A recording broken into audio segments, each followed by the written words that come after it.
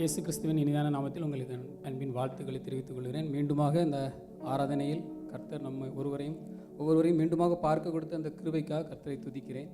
இந்த நேரத்திலும் ஆராதனையின் ஆரம்பமாக யாவரும் எழுந்து நின்று சங்கீதம் 27 சேர்ந்து வாசிப்போம். சங்கீதம் 27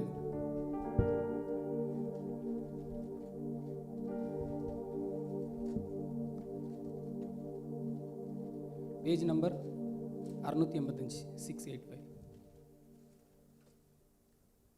கர்த்தர் என் வெளிச்சமும் என் இரட்சிப்பும் ஆனவர், யாருக்கு பயப்படுவேன்? கர்த்தர் என் ஜீவனின் பலனானவர், யாருக்கு அஞ்சுவேன்?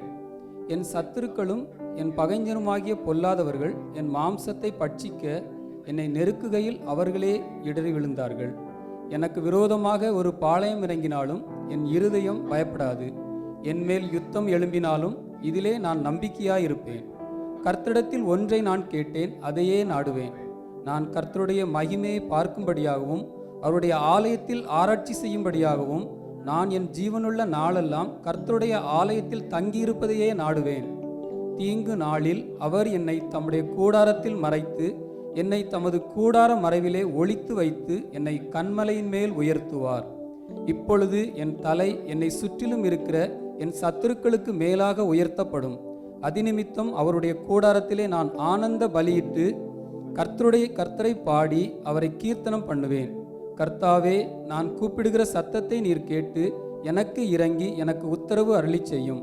என் முகத்தை தேடுங்கள் என்று சொன்னீரே, உம்முடைய முகத்தை தேடுவேன் கர்த்தாவே என்று என் இருதயம் உம்மிடத்தில் சொல்லிற்று. உமது முகத்தை எனக்கு மறையாதேயும், நீர் கோபத்துடன் உமது அடியேனை விலக்கி போடாதேயும். நீரே எனக்கு சகாயர், என் இரட்சிப்பின் தேவனே, என்னை நெகிழ விடாமலும் என்னை கைவிடாமலும் இரும்.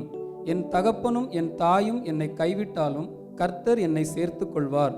கர்த்தாவே, உமது வழியை எனக்கு போதித்து என் எதிராளிகளின் நிமித்தம் செவ்வையான பாதையில் என்னை நடத்தும். என் சத்துருக்களின் இஷ்டத்துக்கு என்னை ஒப்புக்கொடாதேயும். பொய் சாட்சிகளும் ஆக்கிரமித்து சீறுகிறவர்களும் எனக்கு விரோதமாய் எழும்பி இருக்கிறார்கள். நானோ ஜீவனுள்ளோர் தேசத்திலே கர்த்தருடைய நன்மையை காண்பேன் என்று என் விசுவாசியாதிருந்தால் கெட்டு போயிருப்பேன். கர்த்தருக்கு காத்திரு, அவர் உன் இருதயத்தை ஸ்திரப்படுத்துவார். திடமனதாயிருந்து கர்த்தருக்கே காத்திரு.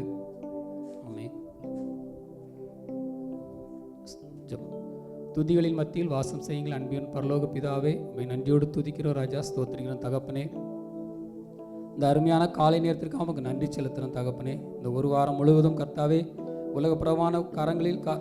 உலகப்புறமான வேலைகளில் கர்த்தாவே நாங்கள் இருந்தாலும் தகப்பனே, இந்த நேரத்தில் உமக்கு நன்றி செலுத்த கர்த்தர் கொடுத்த அந்த நேரத்துக்காக உமக்கு நன்றி செலுத்துகிற ராஜா. இந்த இடத்தில் நாங்கள் ஒருமுகமாக உம்மை துதிக்க உம்முடைய நாமத்தை மகிமைப்படுத்த கர்த்தர் எங்களுக்கு கிருபை செய்யும் ராஜா. இந்த ஆராதனையை கலந்து கொள்கிற ஒவ்வொருவரையும் கர்த்தர் நீர் ஆசீர்வதியும் தகப்பனே. இந்த ஆராதனைக்கு வந்து கொண்டிருக்கிற மக்களை விரைவாக வந்து இந்த ஆராதனையில் எங்களோடு கூட கலந்து உம்மை மகிமைப்படுத்த உதவி செய்யும் ராஜா. முழு ஆராதனை நீர் பொறுப்படுத்திக் தகப்பனே. எல்லா காரியங்களையும் கர்த்தாவே உம்முடைய கிருபை கூட இருக்கட்டும் தகப்பனே. கடந்த நாட்கள் முழுவதும் எங்களை நீர் காத்து உம்முடைய தயவுக்காக நன்றி செலுத்தணும் தகப்பனே.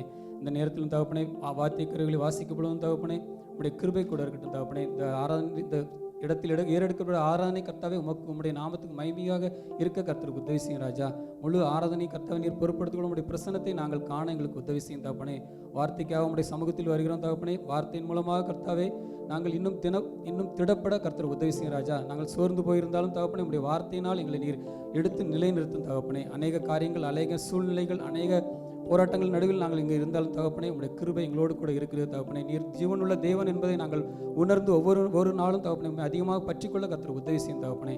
இந்த ஆலயத்திலையும் தகப்பனே, இந்த ஆராதனையில் கலந்து கொள்கிறவர்களும் தகப்பனே, இந்த ஆராதனை முடிந்து போகும்பொழுதும் தகப்பனே வெறுமையாக போய்விடாதபடி கர்த்தாவே முழு மனதோடு ஒரு திருப்தியாக கர்த்தாவே, கர்த்தர் நீர் ஜீவனுள்ளவர் எங்களோடு கூட இருக்கிறீர் என்ற நம்பிக்கையோடு நாங்கள் கடந்து செல்ல எங்களுக்கு உதவி செய்யும் தகப்பனே.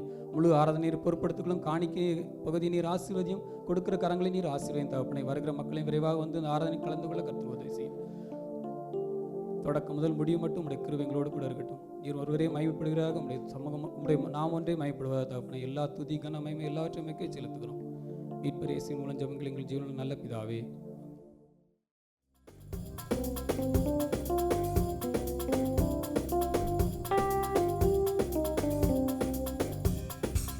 பள்ளத்தாக்கில் நடக்கும்போது என்னை காண்பவரே, தாகத்தாலே கதறும்போது கேட்பவரே. பள்ளத்தாக்கில் நடக்கும்போது என்னை காண்பவரே. தாகத்தாலே கதறும்போது என்னை கேட்பவரே. என்னக்கோ நீர் எந்தன் துணையாளரே. தாகம் தீர்க்கும் ஜீவ தண்ணீரே. என்னக்கோ நீர் எந்தன் துணையாளரே. தாகம் தீர்க்கும் ஜீவ தண்ணீரே.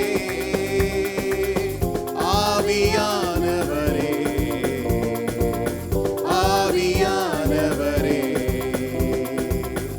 ஆவியானவரே, ஆவியானவரே. இருள் நிறைந்த பள்ளத்தாக்கில் நடக்க நேர்ந்தாலும்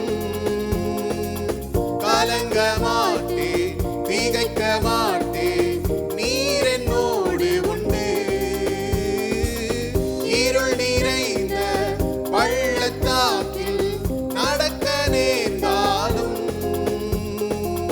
கலங்க மாட்டேன், திகைக்க மாட்டேன், நீர் என்னோடு உண்டு.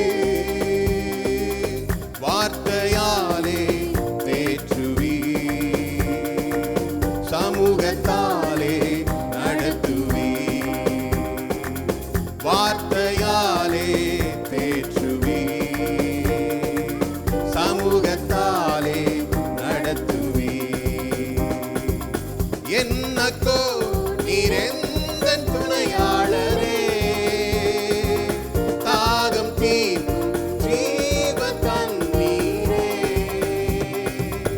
என்னக்கோ நீர் எந்தன் துணையாளரே. தாகம் தீர்க்கும் ஜீவ தண்ணீரே. ஆவியானவரே, ஆவியானவரே, ஆவியானவரே, ஆவியானவரே. சோர்ந்து போகும் நேரத்திலும் பலனை தருகின்றீர். சத்துவமில்லா வேலையில் அதை பெருக செய்கின்றீர். சோர்ந்து போகும் நேரத்திலும் பலனை தருகின்றீர். சத்துவமில்லா வேளையில் அதை பெருக செய்கின்றீர். பலனடைந்திடுவே, உயர பறந்திடுவே. பலனடைந்திடுவே, உயர பறந்திடுவே. என்னக்கோ நீர் எந்தன் துணையாளரே. தாகம் தீர்க்கும் ஜீவ தண்ணீரே. என்னக்கோ நீர் எந்தன் துணையாளரே. தாகம் தீர்க்கும் ஜீவ தண்ணீரே. ஆவியானவரே, ஆவியானவரே, ஆவியானவரே, ஆவியானவரே. பள்ளத்தாக்கில் நடக்கும்போது என்னை காண்பவரே. தாகத்தாலே கதறும்போது என்னை கேட்பவரே.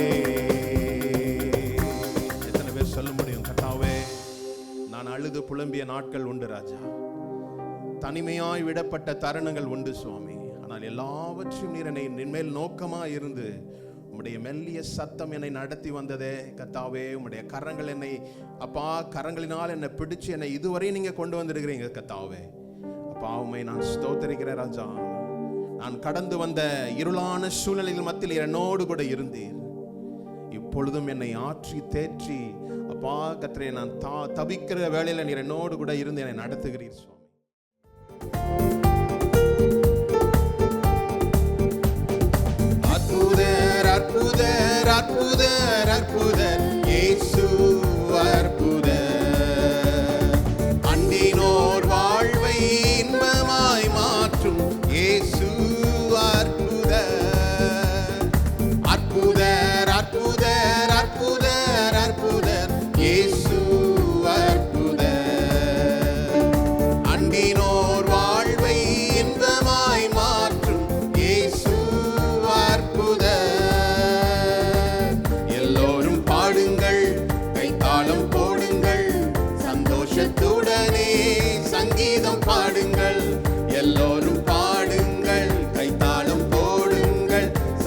சந்தோஷத்துடனே சங்கீதம் பாடுங்கள். அற்புதர் அற்புதர் அற்புதர் அற்புதர் இயேசு அற்புதர். அண்டினோர் வாழ்வை இன்பமாய் மாற்றும் இயேசு அற்புதர். எத்தனை துன்பங்கள் நம்மில் வந்த போதும் மீட்ட இயேசு அற்புதர். என்னென்ன தொல்லைகள் நம்மை சூழ்ந்த போதும் காத்த இயேசு அற்புதர். எத்தனை துன்பங்கள் நம்மில் வந்த போதும் மீட்ட இயேசு அற்புதர். தொல்லைகள் நம்மை சூழ்ந்த போதும் காத்த இயேசு அற்புதர். உலகத்தில் இருப்போனிலும் எந்த இயேசு பெரியவர் அற்புதரே. உலகத்தில் இருப்போனிலும் எந்த இயேசு பெரியவர் அற்புதரே. உண்மையாய் அவரை தேடும் யாவருக்கும் இயேசு அற்புதர். உண்மையாய் அவரை தேடும் யாவருக்கும் இயேசு அற்புதர். எல்லோரும் பாடுங்கள், கைத்தாளம் போடுங்கள், சந்தோஷத்துடனே சங்கீதம் பாடுங்கள். எல்லோரும் பாடுங்கள், கைத்தாளம் போடுங்கள், சந்தோஷத்துடனே சங்கீதம் பாடுங்கள். அற்புதர் அற்புதர் அற்புதர் அற்புதர் இயேசு அற்புதர். அந்தினோர் வாழ்வை இன்பமாய் மாற்றும் இயேசு அற்புதர். அலைக்கடல் மேலே நடந்தவர் எங்கள் இயேசு அற்புதர். அகோர காற்றையும் அமைதிப்படுத்திய இயேசு அற்புதர். அலைக்கடல் மேலே நடந்தவர் எங்கள் இயேசு அற்புதர். அகோர காற்றையும் அமைதிப்படுத்திய இயேசு அற்புதர். அறைந்தன சிலுவையிலே ஆண்டவர் மரித்தார் அந்நாளிலே. அறைந்தன சிலுவையிலே ஆண்டவர் மரித்தார் அந்நாளிலே. ஆகிலும் மூன்றாம் நாள் உயிரோடு எழுந்த இயேசு அற்புதர். ஆயினும் மூன்றாம் நாள் உயிருடன் எழுந்த இயேசு அற்புதர். எல்லோரும் பாடுங்கள், கைத்தாளம் போடுங்கள், சந்தோஷத்துடனே சங்கீதம் பாடுங்கள். எல்லோரும் பாடுங்கள், கைத்தாளம் போடுங்கள், சந்தோஷத்துடனே சங்கீதம் பாடுங்கள். அற்புதர் அற்புதர் அற்புதர் அற்புதர் இயேசு அற்புதர். அண்டினோர் வாழ்வை இன்பமாய் மாற்றும் இயேசு அற்புதர். எத்தனை பேர் உண்மையிலே விசுவாசித்து பாண்டீங்க? ஹல்லேலூயா. தண்ணி மேல நடந்தா என்ன செய்யும்? நான் மூழ்கி போவோம், அப்படிதானே? ஒருவேளை இன்னைக்கு காலையில் நீங்க வந்து சந்திக்கின்ற உங்களுடைய சூழ்நிலைகளும் மூழ்கடிக்கிறது போல ஒரு சூழ்நிலையில் நீங்க கடந்து போலாம். நம் இயேசு எல்லா இயற்கைக்கும் அப்பாற்பட்ட தேவனா இருக்கிறார். காரணம் என்ன தெரியுமா? அவர் தான் இயற்கை, அவர் தான் உண்டாக்கினார். உண்டாக்கின ஒன்றும் அவரை மேற்கொள்ள முடியாது. உங்களுக்கு சூழ்நிலைகள், பிரச்சனைகள், பாடுகள் உங்களை மூழ்கடிச்சிடுறது போல ஒரு சூழ்நிலை நீங்க கடந்து போலாம். ஆனா இயேசு அந்த கடல் மேல என்ன செய்தாரு? நடந்து வந்தார். அவர் மட்டுமா நடந்து வந்தாரு? விசுவாசித்து கேட்ட பேதுருவும் என்ன செய்தாரு? நீர்தான் இயேசுனா நானும் நடக்கிறேன்னாரு. உடனே சொன்னாரு, நான் தான்ப்பா, நீ விசுவாசினா நடன்னு சொன்னார். இன்னைக்கு காலையில உங்களை பார்த்து சொல்றேன், நாம் சந்திக்கின்ற சூழ்நிலைகள், இந்த உலகம் நமக்கு ஒவ்வொரு நாளும் ஒரு புதிய சவால்களை கொடுத்துக்கிட்டே தான் இருக்கும். ஒன்று இல்லைன்னா ஒரு பிரச்சனை, இப்பதான் ஒரு பிரச்சனை, அடுத்தது. இதுதான் உலகம். ஆனால் இந்த உலகத்தில் எல்லா காரியங்களையும் மேற்கொள்வதற்கு தான் கர்த்தர் நமக்கு என்ன செய்திருக்கிறார்? அவருடைய வார்த்தையை நமக்கு கொடுத்திருக்கிறார். அவருடைய வேதாகமத்தை நம்ம கபோர்ட்ல வச்சு பூட்டுறதுக்கு அல்ல, இருதயத்தில் வச்சு என்ன செய்யறதுக்கு? தியானிப்பதற்கு. வேதத்தின் மேல் பிரியமா இருக்கிற மனுஷன் அவன் எதை செய்தாலும் வாய்க்கும் என்று சங்கீதம் 1 நம்ம படிக்கிறோம். மனப்பாடமா தெரிஞ்ச சில வார்த்தைகளை நாம் அபியாசிக்காவிட்டால் அது ஒரு வசனமா தான் இருக்கும், இல்ல கதை வசனமா மாத்திரம்தான் இருக்கும். எப்பொழுது செயல்பாட்டுக்கு வரும்? அந்த எழுதப்பட்ட வார்த்தையின் இருதயத்தில் வைத்து நான் தியானிக்கும் போது அந்த வார்த்தைகள் என்னது உங்களுக்கு பலிக்கும்.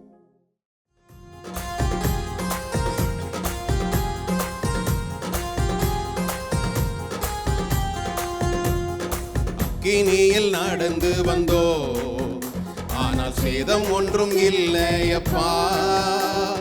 தண்ணீரை கடந்து வந்தோ, நாங்க மூழ்கி போகவில்லையப்பா. உங்க கிருபை எங்களை விட்டு இமை பொழுதும் விலகலப்பா. உங்க கிருபை எங்களை விட்டு இமை பொழுதும் விலகலப்பா.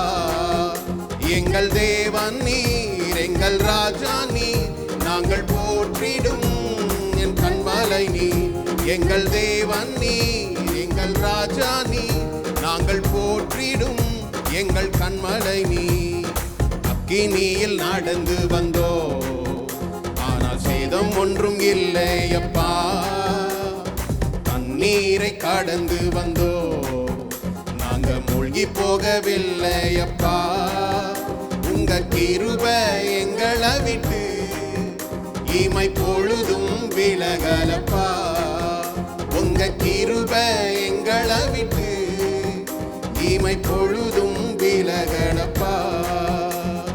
தேவன் நீர், எங்கள் ராஜா நீர், நாங்கள் போற்றிடும் என் கண்மலை நீர்.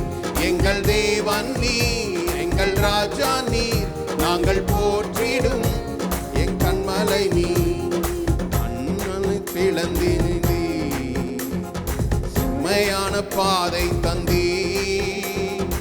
எரிகோவின் கோட்டைகளை யோசனையால் தகர்த்தீ. செங்கடலை நீர் பிளந்தீ, செம்மையான பாதை தந்தீ. எரிகோவின் கோட்டைகளை யோசனையால் தகர்த்தீ.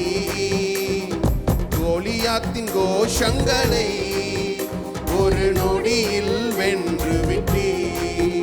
கோலியாத்தின் கோஷங்களை ஒரு நொடியில் வென்று விட்டீ. எங்கள் தேவன் நீர், எங்கள் ராஜா நீர், நாங்கள் போற்றிடும் எங்கள் கண்மலை நீர். எங்கள் தேவன் நீர், எங்கள் ராஜா நீர், எங்கள் போற்றிடும் என் கண்மலை நீர்.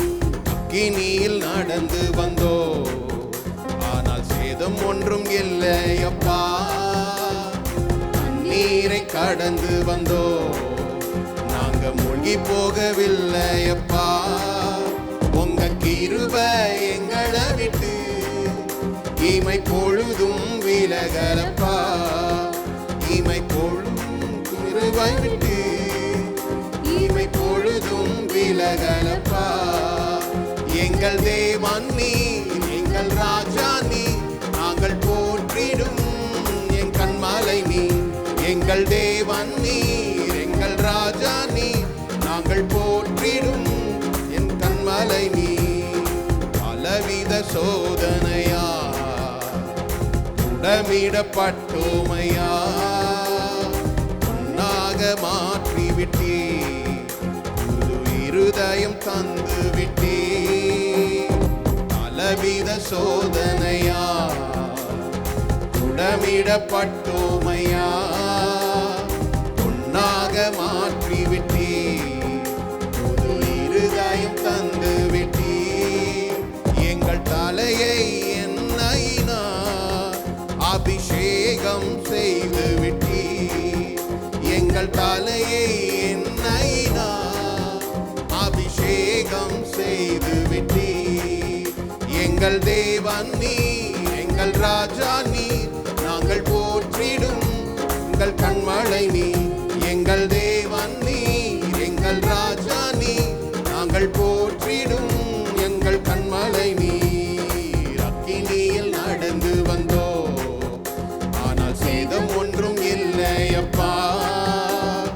தண்ணீரை கடந்து வந்தோ, நாங்க மூழ்கி மூழ்கி போகவில்லையப்பா.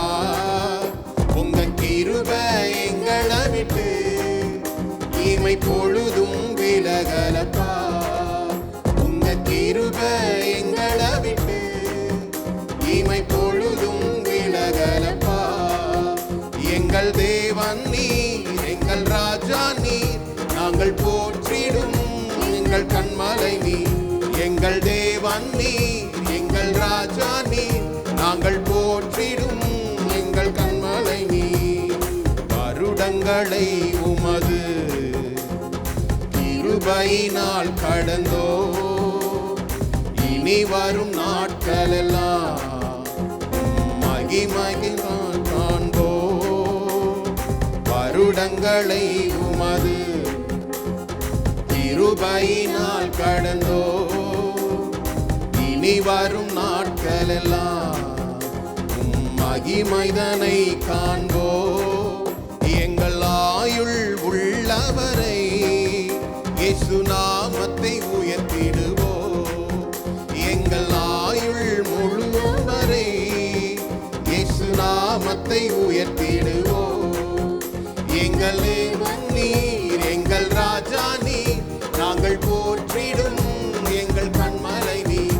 எங்கள் தேவன் நீர், எங்கள் ராஜா நீர், நாங்கள் போற்றிடும் எங்கள் கண்மலை நீர். அக்கினியில் கடந்து வந்தோ, ஆனால் சேதம் ஒன்றும் இல்லையப்பா. தண்ணீரை கடந்து வந்தோ, நாங்க மூழ்கி போகவில்லையப்பா. உங்க கிருபை எங்களை விட்டு இமை பொழுதும் விலகலப்பா. உங்க கிருபை எங்களை விட்டு இமை பொழுதும் விலகலப்பா. எங்கள் தேவன் நீர், வாய்களை திறந்து சொல்லுங்க, அவர்தான் எங்க ராஜா, எங்கள் கண்மலை நீர். எங்கள் தேவன் நீர், எங்கள் ராஜா நீர், எங்கள் போற்றிடும் எங்கள் கண்மலை நீர்.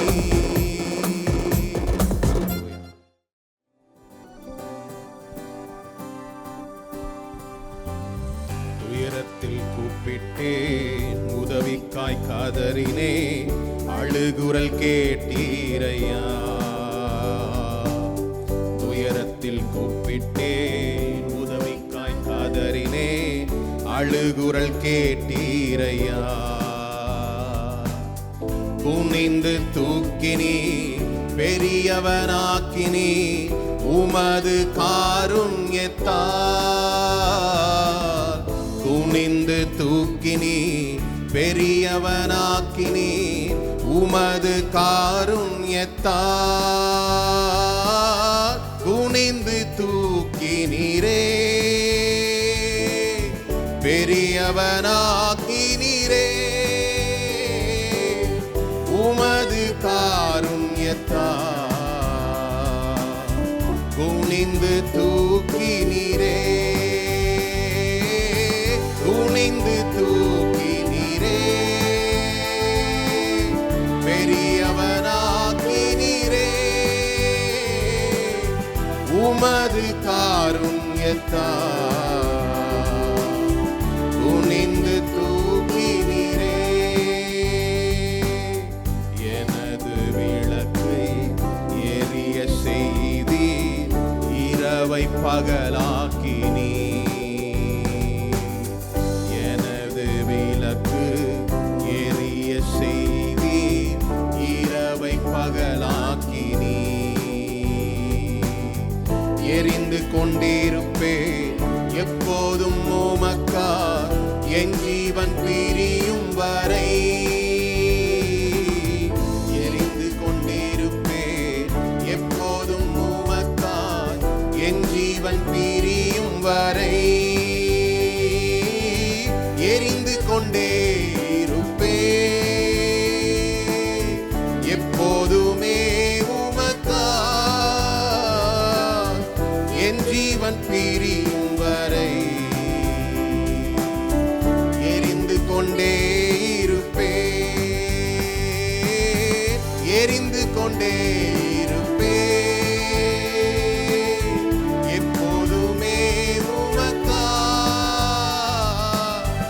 என் ஜீவன் பிரியும் வரை எரிந்து கொண்டே இருப்பேன்.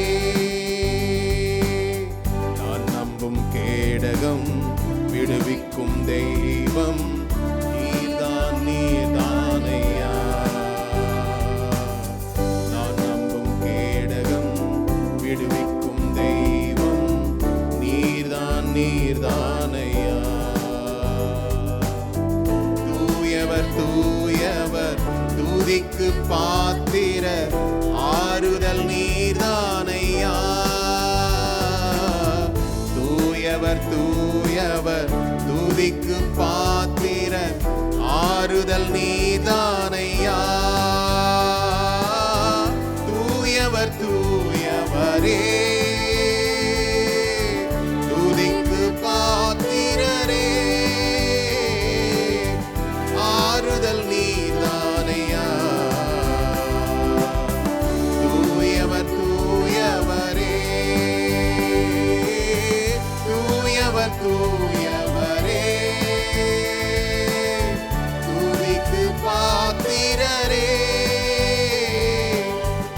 ஆறுதல் நீர்தானையா.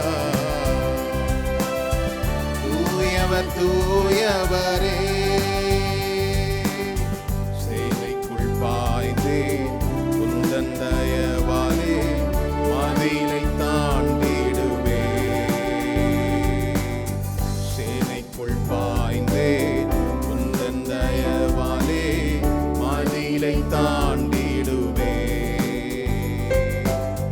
புகழ்ந்து பாடுவேன் உம்மையே உயர்த்துவேன் உயிர் வாழும் நாட்கள் எல்லாம்.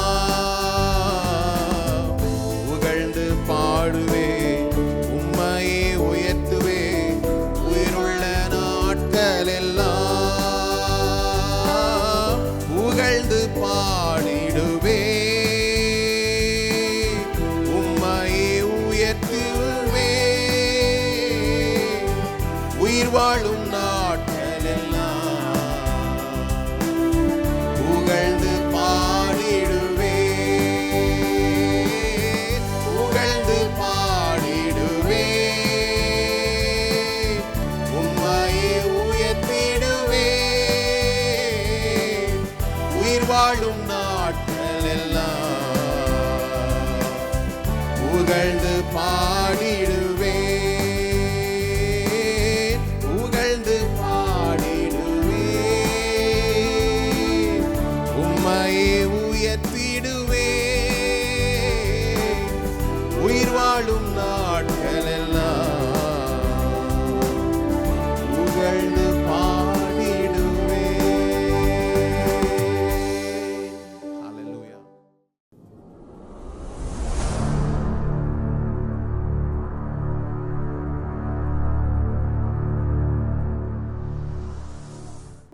ஹல்லேலூயா. மீண்டும் ஒரு வாரத்தில் கர்த்தருடைய வார்த்தை உங்களோடு கூட பகிர்ந்து கொள்வதில் நான் மகிழ்ச்சி அடைகிறேன். நான் நம்புகிறேன், விசுவாசிக்கிறேன். எந்த வார்த்தை கர்த்தர் என்னுடைய இருதயத்தில் போட்ட வார்த்தை உங்களுடைய வாழ்க்கைக்கு அது பிரயோஜனமாக இருக்கும் என்று நான் நம்புகிறேன். ஒவ்வொரு வாரமும் நான் இதை தான் சொல்கிறேன், பாஸ்டர் இதை தான் சொல்கிறீங்க, ஆனால் வழக்கமாக நாங்கள் கேட்டுட்டு அப்படியே போயிடுறோம் அப்படின்னு இல்லாதபடி அதை செயல்படுத்துவதற்கு கர்த்தர் உங்களுக்கு கிருபை அளிப்பாராக.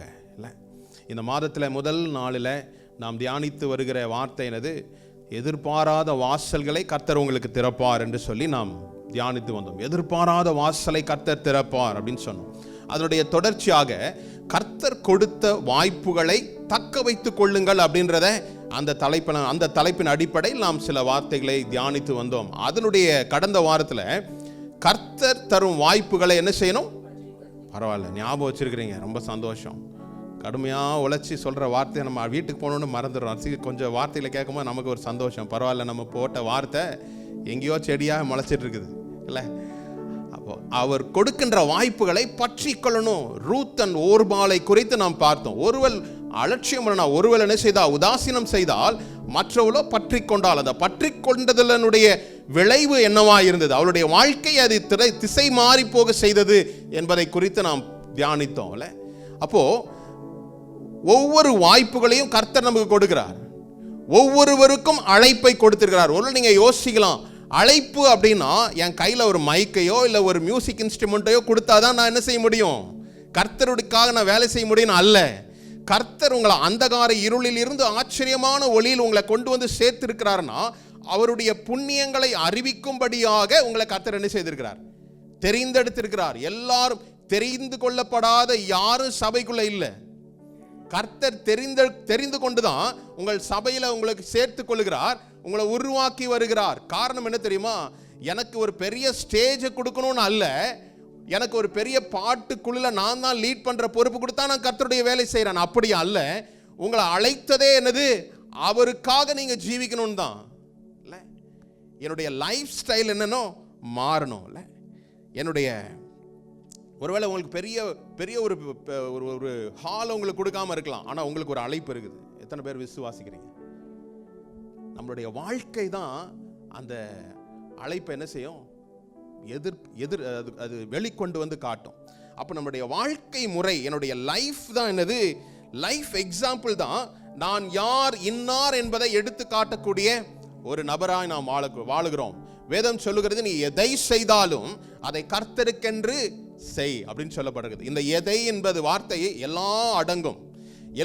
ஒருவேளை நீங்க வேலை ஸ்தலத்தில் எதை எனக்கு கொடுக்கப்பட்டிருக்கிறதோ, இந்த வேலை எனக்கு கர்த்தர் தான் கொடுத்தார் அப்படின்னா அந்த வேலையினுடைய காரியங்களை செயல்படுத்துவது நீங்க உங்களுடைய எஜமானுக்கு, உங்களுடைய மேனேஜருக்காக நீங்க செய்யறது கிடையாது. எதை செய்தாலும் கர்த்தருக்கென்று நான் செய்யக்கூடிய ஒரு வாழ்க்கையை நான் அமைத்துக் கொண்டால் என்னுடைய வாழ்க்கை ஒரு சாட்சியுள்ள ஜீவியத்தை நான் என்ன செய்ய முடியும், வாழ முடியும். ஹல்லேலூயா. இது ஒரு நாள் நடக்குமா? நடக்காது. தொடர்ச்சியா என்னுடைய லைஃப் ஸ்டைலை நான் என்ன செய்யணும், கர்த்தருடைய வார்த்தைக்கு அடிப்படையில் நான் என்னை மாற்றி அமைத்துக் கொள்வேன் என்றால் என்னுடைய லைஃபை பார்க்குறவங்க என்ன செய்வாங்க, இந்த மனுஷி ஒரு சாட்சியுள்ள ஒரு நபர் அப்படின்றத என்ன செய்ய முடியும். அப்போ லிவிங் எக்ஸாம்பிளாக இருக்கணும் அப்படின்னு சொல்லி நம்ம பார்க்குறோம். பாருங்க, தேவனுடைய அழைப்பு காமனா எல்லாருக்கும் கொடுத்திருக்கு. எல்லாருக்குமே என்ன செய்யப்பட்டிருக்குது, அந்த அழைப்பு கொடுக்கப்பட்டிருக்குது. அந்த அழைப்பை ஏற்றுக்கொள்கிறவர்கள் தான் தேவனால் தெரிந்து கொள்ளப்பட்டு என்ன செய்யறாங்க, சபைக்குள் சேர்க்கப்படுறாங்க. ஒரு வசனத்தை வாசித்து நான் செய்திக்கு நேராய், ஒரு சில வசனங்களை வாசித்து செய்திக்கு நேராக நான் கடந்து செல்ல விரும்புகிறேன். எடுத்துக்கொள்ளும் பாருங்களேன், ரோமர் 8ஆம் அதிகாரத்தில் 28 முதல் 30ஆம் வசனத்தை நான் வாசிக்கலாம். அன்றியும் அவருடைய தீர்மானத்தின்படி அழைக்கப்பட்டவர்களாய் தேவனிடத்தில் அன்பு கூறுகிறவர்களுக்கு சகலமும் நன்மைக்கு ஏதுவாக நடக்கிறது என்று அறிந்திருக்கிறோம். போதும். இங்க என்ன சொல்லப்பட்டிருக்குது, அன்றியும் அவருடைய தீர்மானத்தின்படி அழைக்கப்பட்டவர்களுக்கு சகலமும். நம்புறீங்களா? கர்த்தர் தான் என்ன அழைச்சாரு பாஸ்டர், ஆனா நான் காலடி வைக்கிற இடம்லாம் எனக்கு வெடிகுண்டாதான் இருக்குது பாஸ்டர். கர்த்தருடைய வார்த்தையை தான் நான் நம்பி இதை செய்யறேன், ஆனா எனக்குள்ள பிரச்சனைகள். இந்த மாதிரி பிரச்சனையை நீங்க சந்திக்கிறீங்கன்னா உங்களுடைய சுய பலத்தை நம்பி உங்களை கர்த்தர் அழைக்கல. இவர் பராக்கிரமசாலி, இவன் எல்லாம் மேனேஜ் பண்ணிக்குவான், அதனால இவனை கூப்பிட்டு சேர்த்துக்கலாம். உலகம், அது உலகத்தினுடைய ஃபார்முலா அதுதான். நான் தகுதியுள்ள நபர்களை தான் வேலைக்கு சேர்க்கும், தகுதியுள்ள நபரை தான் திருமணம் முடிப்பாங்க, அப்படிதானே? யாராவது ஒரு நோஞ்சா மாதிரி இருக்கணும் கொண்டு வந்து கொடுத்துட்டு இதான் மாப்பிள்ளை அப்படின்னா என்னது, டிக்கு போடுமா, மைனஸ் இது போடுமா, இன்ட்டு போடுமா? ஆமா இல்ல, தரமா இருக்கிறவங்கள தான் உலகம் செலக்ட் பண்ணுது. ஆனால் இங்க என்ன சொல்லப்படுறது பாருங்க, அவர் மேல் அன்பு கூறுவர்களுக்கு சகலமும் நன்மைக்கு ஏதுவாய் நடக்கும். என்னுடைய பார்வையின்படி நன்மை அல்ல, கர்த்தர் எனக்கு நன்மை செய்கிறார் என்ற ஒரு உறுதியான நம்பிக்கை தான் என்ன செய்யுது, அவர் மேல உள்ள அன்பு. ஒரு கணவனை நேசிக்கிற ஒரு மனைவியை நேசிக்கிற ஒரு கணவர் என்ன செய்வாங்க, அவங்களுக்கு பிடிக்கலன்னா கூட கணவனுக்காக என்ன செய்வோமா இல்லையா? உங்களெல்லாம் பார்த்தா யாரும் செய்யற மாதிரி இல்லை, அவரு நமக்கு நான் ஏன் செய்யணும், நம்ம டேஸ்ட்டுக்கு தான் நம்ம செய்ய முடியும் அப்படின்னு நினைக்கிறீங்களா? இல்லை, நம்ம மாற்றிக்கொள்றோம். ஒருவர் மீது ஒரு அன்பு இருந்ததுன்னா அது நமக்கு விருப்பம் இல்லைன்னா கூட சில காரியங்களை செய்யறோம், காலப்போக்கில் பழகிக்கிறோம் இல்ல? அதே போல கர்த்தர் மேல் அன்பு கூறுவர்களுக்கு அன்றியும் அவருடைய தீர்மானத்தின்படி எப்படியா அழைக்கப்பட்டவர்கள், அந்த வார்த்தையை கோடு போட்டுக்காங்க, அழைக்கப்பட்டவர்களுக்கு சகலமும் நன்மைக்கு ஏதுவாய் நடக்குது. அடுத்த வசனத்தை பார்ப்போம். தம்முடைய குமாரன் அநேக சகோதரருக்குள்ளே முதற் பேரானவராய் இருக்கும் பொருட்டு தேவன் எவர்களை முன்னறிந்தாரோ அவர்களை தமது குமாரனுடைய சாயலுக்கு ஒப்பாய் இருப்பதற்கு முன் குறித்திருக்கிறார். ஹல்லேலூயா. முன் அறிந்தவர்களை முன் குறித்து வைத்திருக்கிறார். சில நேரங்கள் நீங்க எங்கதான் ஓடினாலும் கர்த்தர் அந்த முன்னறிந்த ஜனங்களை என்ன செய்யறாரு, திருப்பி கூட்டு வர்றார். நான் துபாய் போகணும்னா நான் வேற டைரக்ஷன்ல போனா சீக்கிரம் போய் சேர முடியுமா? முடியாது. ஆகவே என்ன செய்யறாரு? மறுபடியும் ஒரு எக்ஸிட் அடிச்சு கொண்டு வான்றாரு. இதே போலதான் நாம் தேவன் என்னை முன்னறிந்திருக்கிறார் என்ற உணர்வு உள்ளவர்கள், கர்த்தர் எனக்கு பாதைகளை நடத்துவார், கர்த்தர் எனக்கு வைத்திருக்கிற பாதையில என்னை நடத்துவார்ன்றதை நாம் அறிந்து கொண்டால் நாம் போய் சேர்ற இடம் எப்படி இருக்கும்? சீக்கிரமா தான் இருக்கும். இஸ்ரவேல் ஜனங்களை வனாந்திரத்தில் கொண்டு வரும்போது அவர் சொன்ன வாக்குத்தத்த பூமியை நான் உங்களுக்கு கொடுப்பேன் என்று சொன்னார். எவ்வளோ டிஸ்டன்ஸ் சொல்றாங்க? சிலர் சொல்றாங்க 11 நாள் தான்றாங்க, சிலர் சொல்றாங்க 40 நாளுன்னாங்க. ஆனா எத்தனை வருஷம் ஆச்சு? 40 வருஷம். அன்றைக்கு நம்மளுடைய வாழ்க்கையில் அநேக ஆசீர்வாதங்களை பெற்றுக்கொள்வதற்கு தடையா இருக்கிறது காரணம் தெரியுமா? அவரை பார்த்து முறுமுறுத்துக்கிட்டே இருக்கிறோம், சுத்தின இடத்தையே சுத்திட்டு வரோம். இது கிடைக்கலையே, அது கிடைக்கலையே, இது நடக்கலையே, அது நடக்கலையே, அவங்களுக்கு நடந்துருந்துச்சே எனக்கு நடக்கலையே, அப்படிதான் இருக்குதுல்ல. உங்களை கர்த்தர் ஒரு தனித்துவத்தோடு கூட உண்டாக்கி இருக்கிறார். உங்களை அழைச்ச, உங்களை உருவாக்கின தேவன் உங்களை ஒரு தனித்தன்மையோடு, ஒரு யூனிக்கா தான் உங்களை உருவாக்கி இருக்கிறார். அப்படிதான் இல்ல? நம்ம போய் ட்ரெஸ் எடுக்க போகும்போது ஒரு 10-15 பேர் போட்டிருக்க மாதிரியே எடுக்கிறோமா? எது ஒரு பீஸ் மட்டும் இருக்குது, எது யூனிக்கா இருக்குது, அப்படிதானே பார்க்குறோம்ல. சில பேர் சொல்றாங்க கஸ்டம் மேடு, டெய்லர் மேட் அப்படின்றாங்க. யாரும் போட்டிருக்காது நம்ம போடணும், யூனிக். அப்போ மனுஷனாகி நீங்களும் நானுமே அப்படி யோசிக்கும் போது நம்மை உண்டாக்கின தேவன் என்ன செய்யறாரு? உங்களையும் என்னையும் தனித்துவத்தோடு கூட உருவாக்கி இருக்கிறார். அப்போ முன்னறிந்த உங்களை அவர் என்ன செய்யறாரு? தன்னுடைய குமாரனுடைய சாயலாய் உங்களை உண்டாக்கும்படி அவர் செய்யறாரு. அடுத்த வசனம், எவர்களை முன்குறித்தாரோ அவர்களை அழைத்தும் இருக்கிறார், எவர்களை அழைத்தாரோ அவர்களை நீதிமான்களாக்கியும் இருக்கிறார், எவர்களை நீதிமான்களாக்கினாரோ அவர்களை மகிமைப்படுத்தியும் இருக்கிறார். ஹல்லேலூயா. தேவனுடைய திட்டம் அவர்களுடைய பிள்ளைகளை மகிமைப்படுத்தும்படியாய் தான் உண்டாக்கி இருக்கிறார். நான் போகின்ற அந்த பாதைகள், இந்த சவால்கள் எல்லாம் என்னது? என்னை உருவாக்கி என்னை மகிமைக்கேற்ற பாத்திரங்களாய் என்னை வடிவமைப்பது தான் தேவனுடைய சித்தம். அவர் அழைத்திருக்கிறார். அந்த 30வது வசனத்தை அழகா சொல்லப்பட்டிருக்கு பாருங்க. முன்னறிந்தவர்களை அழைத்திருக்கிறார், அழைத்திருக்கிறவர்களை நீதிமான்களாக்கி இருக்கிறார், நீதிமான்களாக்கி இருக்கிறவர்களை மகிமைப்படுத்துறார். எத்தனை பேருக்கு நான் என்ன மகிமைப்படுத்தணும்னு நினைக்கிறீங்க? நீங்கள சின்ன பிள்ளைங்களே அதான் இல்ல. நம்ம எல்லாம் ஊருக்கு போயிருக்கிறாங்க, திருப்பி வரணும் பாருங்களேன். வந்த உடனே அந்த சின்ன பிள்ளைங்க அவங்க they need recognition, இல்ல ரெகக்னைஸ் வேணும், அவங்களுக்கு ரெகக்னைஷன் பண்ணணும். கிட்ட வந்து நின்னுடுவாங்க நம்ம முன்னாடி இல்ல. ஏன் அவங்கள என்ன செய்யணும்? அவங்க அப்ரிஷியேட் பண்ணணும், என்னை மகிமைப்படுத்தணும். அதே போல இந்த மகிமைப்படுத்துவதற்கு முன்பதாக கர்த்தர் உங்களை தெரிந்தெடுத்திருக்கிறார், உங்களை அழைத்திருக்கிறார், நீதிமான்களாக்கி இருக்கிறார். அதுக்கப்புறமா தான் மகிமை. நமக்கு என்ன வேணும்? இந்த ஆர்டரை கொஞ்சம் ரிவர்ஸில் போட்டால் நல்லா தான் இருக்குது பாஸ்டர். ஃபஸ்ட்டு மகிமை கிடச்சிதுன்னா மிச்சலாம், என் பிரச்சனை எல்லாம் தீரட்டும், அப்போ நான் என்ன செய்கிறேன் சர்ச்சுக்கு. இதுதான் நம்மளுடைய கூற்றாரு. ஆனால் கர்த்தர் என்ன செய்கிறார்? பிரச்சனைகள் மத்தியிலும் நீ என்னை தேடுவாய் என்றால் உன்னோட பிரச்சனைகளை கர்த்தர் என்ன செய்வார்? பார்த்து கொள்வார். பிரச்சனைகளை நாம் பார்த்துக்கிற வரையும் தான் எனக்கு டென்ஷன், எனக்கு ப்ரெஷர், எனக்கு ஸ்ட்ரெஸ்ஸு. பிரச்சனைகளை தூக்கி கையில் கொடுத்துட்டு நம்ம அமைதியாக இருந்தனா கர்த்தர் ஸ்ட்ரெஸ் எடுத்துக்குவாரா? அவருக்கு தெரியும் இந்த பிரச்சனையை எப்படி சால்வ் பண்ணணும்னு. உங்களுடைய வாழ்க்கையில் பிரச்சனைகளை சால்வ் பண்ண முடியாத சூழ்நிலைகள் ஒருவேளை நீங்கள் கடந்து போகலாம். இந்த பிரச்சனையை நான் எப்படி ஹேண்டில் பண்ணுறதுன்னு எனக்கு தெரியல. இன்னைக்கு சொல்கிறேன், உங்களுடைய பிரச்சனைகளை குறித்தே நீங்கள் யோசிச்சுட்டு இருந்தீங்கன்னா உங்களுடைய காலம் கடந்து போகும், நேரம் வீணாகும், இளமை மாறும். ஒரு 5 வருஷம் கழிச்சு பார்த்தீங்கன்னா கூட இந்த பிரச்சனை அப்படியே தான் இருக்கும். எப்பொழுது நீங்கள் கர்த்தரிடத்துல கொடுத்துட்டு கர்த்தர் என்னை குறித்து வைத்திருக்கிற நோக்கம் என்னன்னு நீ கர்த்தருக்காக ஓடும்போது இந்த பிரச்சனை என்ன செய்யும்? பிரச்சனை எங்கேயோ இருக்கும், நீங்கள் ஓடி எங்கேயோ ஒரு இடத்துல போய் நிற்பீங்க. அதுதான் கர்த்தருடைய திட்டம். என்னை குறித்து கர்த்தர் வைத்திருக்கிற ஓட்டத்தில் நான் ஓடும்போது பிரச்சனையை பார்த்து நிற்க மாட்டேன். நான் பாட்டுக்கு அவர் என் நியமித்திருக்கிற பாதையில் ஓடும்போது பிரச்சனைகள் என்னை விட்டு என்ன செய்யும்?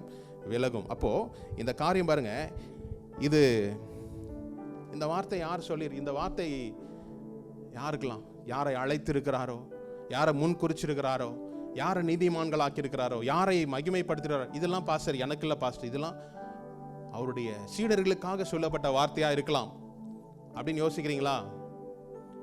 இல்லை உங்களுக்கும் எனக்கும் எழுதப்பட்ட வார்த்தையா? யார் தான் தேவனுடைய சீடர்கள் சொல்லுங்க பாப்போம். யாரெல்லாம் who are the disciples of Christ? யாரெல்லாம் தேவனுக்கு சீஷனாய் இருக்கிறாங்க அப்படின்னு நம்ம பார்க்கும்போது நீங்களும் நானும் என்னது விசுவாசின்ற ஒரு ஸ்டேஜ்லேயே இருக்கணும். இல்லை, கர்த்தரை நான் ஏற்றுக்கொண்ட பிற்பாடு நான் ஒரு விசுவாசியாய் சபைக்குள் சேர்த்து கொள்ளப்படுகிறேன். அதற்கு பிற்பாடு என்னுடைய வாழ்க்கையில நான் என்ன செய்யணும்? ஒரு சீஷியாய் மாறுவதற்கு என்னை என்ன செய்யணும்? ஒப்பு கொடுக்கணும். விசுவாசியா இருக்கிறது ரொம்ப ஈஸி தான் இல்ல? கும்பலோடு வரலாம், கும்பலோடு போயிடலாம். சீஷனா இருப்பதற்கு I have to take responsibilities. நான் சில பொறுப்புகளை நான் எடுக்கணும். நம்முடைய வாழ்க்கையில நம்ம குடும்பத்துல பொறுப்புகள் எடுக்கிறோமா இல்லையா? எடுக்கிறோம்ல. மனைவியா இருந்தா என்ன செய்றாங்க? பிள்ளைகளை பராமரிப்பதற்கும் சமையல் பண்றதுக்கும் அப்படின்னு சொல்றீங்களே பாஸ்டர், அப்ப ஆண்கள் சமைக்க கூடாதா? கொடுக்கலாம். 2 பேர் என்ன செய்யலாம்? அவங்களுடைய ஓன் இன்ட்ரெஸ்ட் ஷேர் பண்ணிக்கலாம். அப்போ சில பொறுப்புகளை கர்த்தர் என்ன செய்றாரு? குடும்பத்திற்கு கொடுத்திருக்கிறது போல சில பொறுப்புகளை ஆவிக்குரிய வாழ்க்கையிலும் நம்ம என்ன செய்றோம்? டிசிப்ளினா இருப்பது தான் டிசைபிளுடைய முதல் படி. என்னுடைய லைஃப்ல ஒரு டிசிப்ளின் இல்லாம இருக்கிறேன்னா நான் டிசைபிளா ஆறதுக்கு ரொம்ப கஷ்டம். ஆசையா இருக்கலாம், ஆனால் டிசிப்ளினா இருக்க முடியாது. எந்த ஒரு மனிதன் பொறுப்பை எடுத்துக்கொள்ள முடியும்? அவன் பொறுப்புள்ளவனா இருந்தாதான் பொறுப்பு எடுத்துக்கொள்ள முடியும். இந்த பொறுப்பு, நான் என்னுடைய காரியத்தை நான் தான் பொறுப்பெடுக்கணும்னு சொல்ற அந்த காரியம். அப்போ சீஷர்களா யாரு அப்படின்னா, இயேசு தெரிந்தெடுத்த 12 பேரோ, இல்ல அவரால் அனுப்பப்பட்ட 70 பேர் மாத்திரமா, இல்ல அவர் கடைசி நாட்களில் உயிர்த்தெழுந்த பிற்பாடு 500க்கும் மேற்பட்ட சீஷர்களை சந்தித்தார் என்று சொல்லி நம்ம பார்க்கிறோம். இவர்கள் மாத்திரம்தான் சீஷர்களா? இல்ல, அது இயேசுவானவரை சொல்றார் பாருங்க. யோவான் 8ஆம் அதிகாரத்தில் நான் படிக்கிறேன். யோவான் 8:31 இயேசு தம்மை விசுவாசித்த யூதர்களை நோக்கி, நீங்கள் என் உபதேசத்தில் நிலைத்திருந்தால் என்னுடைய if you abide in my word you are my disciple indeed அப்படின்றார். என்னுடைய வார்த்தையில் நிலைத்திருந்தால் என்னுடைய சீஷனா இருப்பாய். இன்னைக்கு உங்களை பார்த்து சொல்றேன், நான் எதன் மேல் நான் நிலைச்சு நிற்கிறேன்? என்னுடைய வேலையில நான் நிலைச்சிருக்கேன். நான் அந்த இடத்துல வேலை செய்கிறேன், இல்லை என்னுடைய படிப்பில் நான் நிலைச்சிருக்கிறேன். என்னுடைய படிப்பு, என்னுடைய குவாலிஃபிகேஷன் என்ன தெரியுமா? என்னுடைய பேக்ரவுண்ட், ஃபேமிலி பேக்ரவுண்ட் என்ன தெரியுமா? இதிலலாம் நம்ம நிலைச்சிருந்தா சீஷனாக முடியாது, விசுவாசியா இருக்கலாம். அவருடைய வார்த்தையில் நான் நிலைச்சிருக்கும் போது இந்த காரியங்கள் எல்லாம் என்ன செய்யும்? என்னை விட்டு விலகி போகும். எதுல நான் உறுதியா இருக்கிறேனோ மற்ற காரியங்கள் எல்லாம் உறுதியற்றதாய் மாறும். எத்தனை பேர் புரியுது? நான் எதன் மேல் உறுதியா இருக்கிறேனோ மற்ற காரியங்களில் என்னுடைய உறுதித்தன்மை என்ன செய்யும்? அகலும். எப்படி ஒரு மனுஷன் மலை ஏறும் போது ஒரு கையை பிடிச்சு மேலே ஏறுறான், அந்த உறுதித்தன்மை அந்த கரத்தில் இருக்குது, மேலே இருக்கிற கரத்தில் இருக்குது. மீண்டும் அவன் மேலே போனா என்ன செய்யணும்? ஐயோ, நீங்களாம் அடுத்த கையை விடணும். கீழே இருக்கிற பிடிமானத்தை விட்டாதான் நான் மேலே போக முடியும். இதுவும் வேணும் இதுவும் வேணும்னா என்ன செய்வோம்? அந்தரத்தில் தொங்கிக்கிட்டே இருக்க வேண்டியதான். எவ்வளோ நேரம் தொங்க முடியும்? கொஞ்ச நேரத்தில் ஆமாம், மறுபடியும் ஏறும். இப்படி தான் இருக்குது நம்மளுடைய வாழ்க்கை. இதுவும் வேணும் பாஸ்டர், எனக்கு இதுவும் வேணும், உலகமும் வேணும், வார்த்தையும் வேணும் அப்படின்னா நின்ன இடத்திலே தொங்கிக்கிட்டே இருக்க வேண்டியதான். இந்த உறுதி, கர்த்தரை பிடித்துக் கொள்வதில் நான் உறுதியா இருந்தா உலகத்தின் பிடி எனக்கு விலகும், அடுத்த பிடிமானம் எனக்கு கிடைக்கும். இதுதான் சீக்ரெட். ரெண்டத்தையும் பிடிச்சிட்டு நம்ம என்ன செய்ய முடியாது? முன்னேற முடியாது. அப்போ if you abide in his word, in my word, you are my disciple. என் வார்த்தையில் நிலைத்து இருந்தால் என்னுடைய சீஷனா இருப்பாய் அப்படின்னு சொல்லப்படுறது. அப்போ சீஷனா இருக்கிறதுக்கு கர்த்தர் முன் குறித்திருக்கிறாரு, தெரிந்து கொண்டிருக்கிறாரு, அழைத்திருக்கிறாரு, நீதிமான்களாக்கி இருக்கிறாரு, மகிமைப்படுத்தி இருக்கிறார். ஹல்லேலூயா. இப்போ செய்திக்கு நேராக நம்ம போவோம். ஒரு மனிதனை குறித்து நாம் தொடர்ந்து வாய்ப்புகளை தக்க வைத்துக்கொள், வாய்ப்புகளை பற்றிக்கொள் என்ற தலைப்பின் அடிப்படையில் நம்ம பேசுறோம். வாய்ப்புகள், எல்லாருக்கும் வாய்ப்பு கிடைக்குதா? எல்லாருக்கும் வாய்ப்பு உண்டு. நாம சில நேரங்கள் என்னுடைய எண்ணங்களுக்கு இது எனக்கு வேணும்னு நினைக்கிறோம், அது ஒருவேளை கிடைக்காம இருக்கலாம். ஆனால் எல்லாருக்கும் வாய்ப்புகள் கொடுக்கப்படுகிறது. ஆனால் அந்த வாய்ப்புகளை நாம் சுதந்திரித்துக் கொள்ளுகிறோமா, இழந்து போகிறோமா? இந்த வாய்ப்புகளை தவற விடுறோமா, இல்லை நாம் அதை பற்றி கொள்கிறோமா என்பதை நம்ம பார்த்துட்டு இருக்கிறோம். இங்க ஒரு மனிதனை குறித்து நாம் பார்க்க இருக்கிறோம். பாருங்களேன், லூக்கா 6ஆம் அதிகாரத்தின் 12ஆம் வசனம். அந்நாட்களிலே அவர் ஜெபம் பண்ணும்படி ஒரு மலையின் மேல் ஏறி ராம் முழுவதும் தேவனை நோக்கி ஜெபம் பண்ணி கொண்டிருந்தார். பொழுது விடிந்த போது அவர் தம்முடைய சீசர்களை வரவழைத்து அவர்களில் 12 பேரை தெரிந்து கொண்டு அவர்களுக்கு அப்போஸ்தலர் என்று பெயரிட்டார். போதும். ஹல்லேலூயா. மிகவும் அற்புதமான ஒரு வார்த்தையில, அந்நாட்களில் அவர், யார் அவர்? இயேசு கிறிஸ்து மலை மேல் ஏறி ஜெபித்து என்ன செய்றாராம்? இரா முழுதும் ஜெபிச்சாராம். இல்ல என்னதான் ஜெபிச்சிருப்பாருன்னு தெரியல. இல்ல நம்மளை விட்டனா 5 நிமிஷத்துக்கு மேல பாஸ்டர் டைமை பார்த்துக்கிட்டே இருக்கிறோம், டைம் ஓடவே மாட்டேங்குது. இல்ல அப்படிதானே? ஜெபம் அப்படின்ன உடனே குரூப்பாக உட்காந்து ஜெபம் பண்ணும் போது ஒரு வார்த்தை வரும், சுருக்க ஜெபம் பண்ணிடலாம். பேச விட்டோன்னா பேசிக்கிட்டே இருப்போம். ஜெபம்னு வந்துருச்சுன்னா எப்படி? சுருக்கமாக பண்ணுங்க. இன்னொருத்தர் சொல்லார், நீங்கள் எவ்வளோ வரானு பண்ணுங்க, நான் முழிச்சிருக்குது. ஆமாம், இவர் என்ன செய்கிறார்? ராம் முழுதும் ஜெபித்தாராம். நான் சொல்கிறேன், உங்களுடைய வாழ்க்கையில் ஜெபம் ஒரு 5 நிமிடம் இருந்தால் extend your prayer time. Extend your prayer time. ஒரு தேவ மனுஷனை குறித்து நான் வாசிக்கும் போது அவருடைய சீஷர்கள் எல்லாம் கொடுத்துட்டு, அதாவது அவருடைய நைஜீரியாவில் உள்ள ஜோசப் அயோ பாபலாலோ அப்படின்னு ஒரு பேர், 1930s ஒரு பெரிய ரிவைவலிஸ்டாக இருந்திருக்கிறார். அவரோடு கூட இருந்தவங்களெல்லாம் கூப்பிட்டுட்டு let's go for a short prayer அப்படின்னாராம். ஒரு சுருக்க ஜெபம் ஒன்று பண்ணிட்டு போயிடலாம் வாங்க அப்படின்னு சொல்லிட்டு ஒரு மலைக்குள்ள கொண்டு போயிட்டு இருக்கிறார். 2 மணி நேரம், 3 மணி நேரம், 4 மணி நேரம், 5 மணி நேரம். கூட போனவங்களுக்குலாம் அதுக்கு மேலே என்ன செய்ய முடியல, தாக்கு பிடிக்க முடியல. வெயிட் பண்ணி பார்க்குறாங்க. 6 மணி நேரம் கழிச்சு அவர் இறங்கி வரார். ஷார்ட் ப்ரேயரே, ஒரு மனுஷனுடைய ஷார்ட் ப்ரேயரே 6 மணி நேரம்னா அப்புறம் அவருடைய லாங் ப்ரேயர் எப்படி இருக்கும் பாருங்க. அவர், நீங்கள் நல்லா கூகுள் பண்ணி போய் பாருங்க, 1930s at the age of 26, 26 வயது நிறைந்த ஒரு மனுஷன் அந்த தேசத்தையே கலக்கும்படியாய் கர்த்தர் அவனை பயன்படுத்தினார். காரணம் என்ன தெரியுமா? முழங்கால் ஜெபம். ராம் முழுதும் ஜெபித்த இயேசு கீழே இறங்கி வந்த உடனே அவர் என்ன செய்றாரு? சீஷர்களை தேர்ந்தெடுக்கிறார். என்னுடைய வாழ்க்கையில் ஒவ்வொரு தெரிந்தெடுப்பும் வேதத்தின் அடிப்படையில், அவர்தான் பிதாவாகிய தேவனால் அனுப்பப்பட்ட அவருடைய ஒரே குமாரன். அவர் ஜெபிக்கணும்னு அவசியம் இல்லை. நான் தான் வார்த்தை இல்லை, எனக்கு எல்லாம் தெரியும் பாஸ்டர், எல்லா வார்த்தையும் எனக்கு நல்லா தெரியும், அப்படி அல்ல. அவர் குமாரனாக இருந்தாலும் அவர் பிதாவினிடத்தில் இரவு முழுவதும் ஜெபித்த பிற்பாடு இறங்கி வராரு. இறங்கி வந்து என்ன செய்றாரு? அவர் 12 பேரை தெரிந்தெடுத்துக் கொள்கிறாரு. அந்த 12 பேர்களுக்கு என்ன சொல்ற பெயர் கொடுக்கிறாரு? அப்போஸ்தலர்கள் என்று பெயர் கொடுக்கிறார். அந்த 12 அப்போஸ்தலர்களில் ஒருவன் தான் யாரு? யூதாஸ் காரியோத்.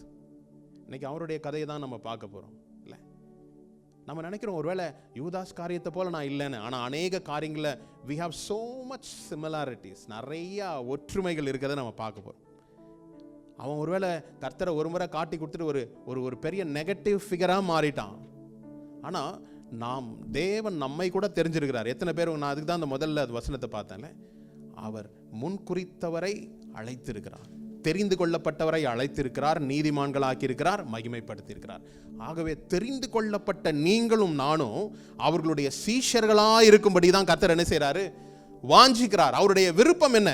என்னுடைய மகன், என்னோட மகள் ஒரு விசுவாசி ஸ்தானத்திலே அல்ல, என்னுடைய சீஷனாய் பொறுப்புகளை ஏற்றுக்கொள்கிறவர்களாய் மாறணும்.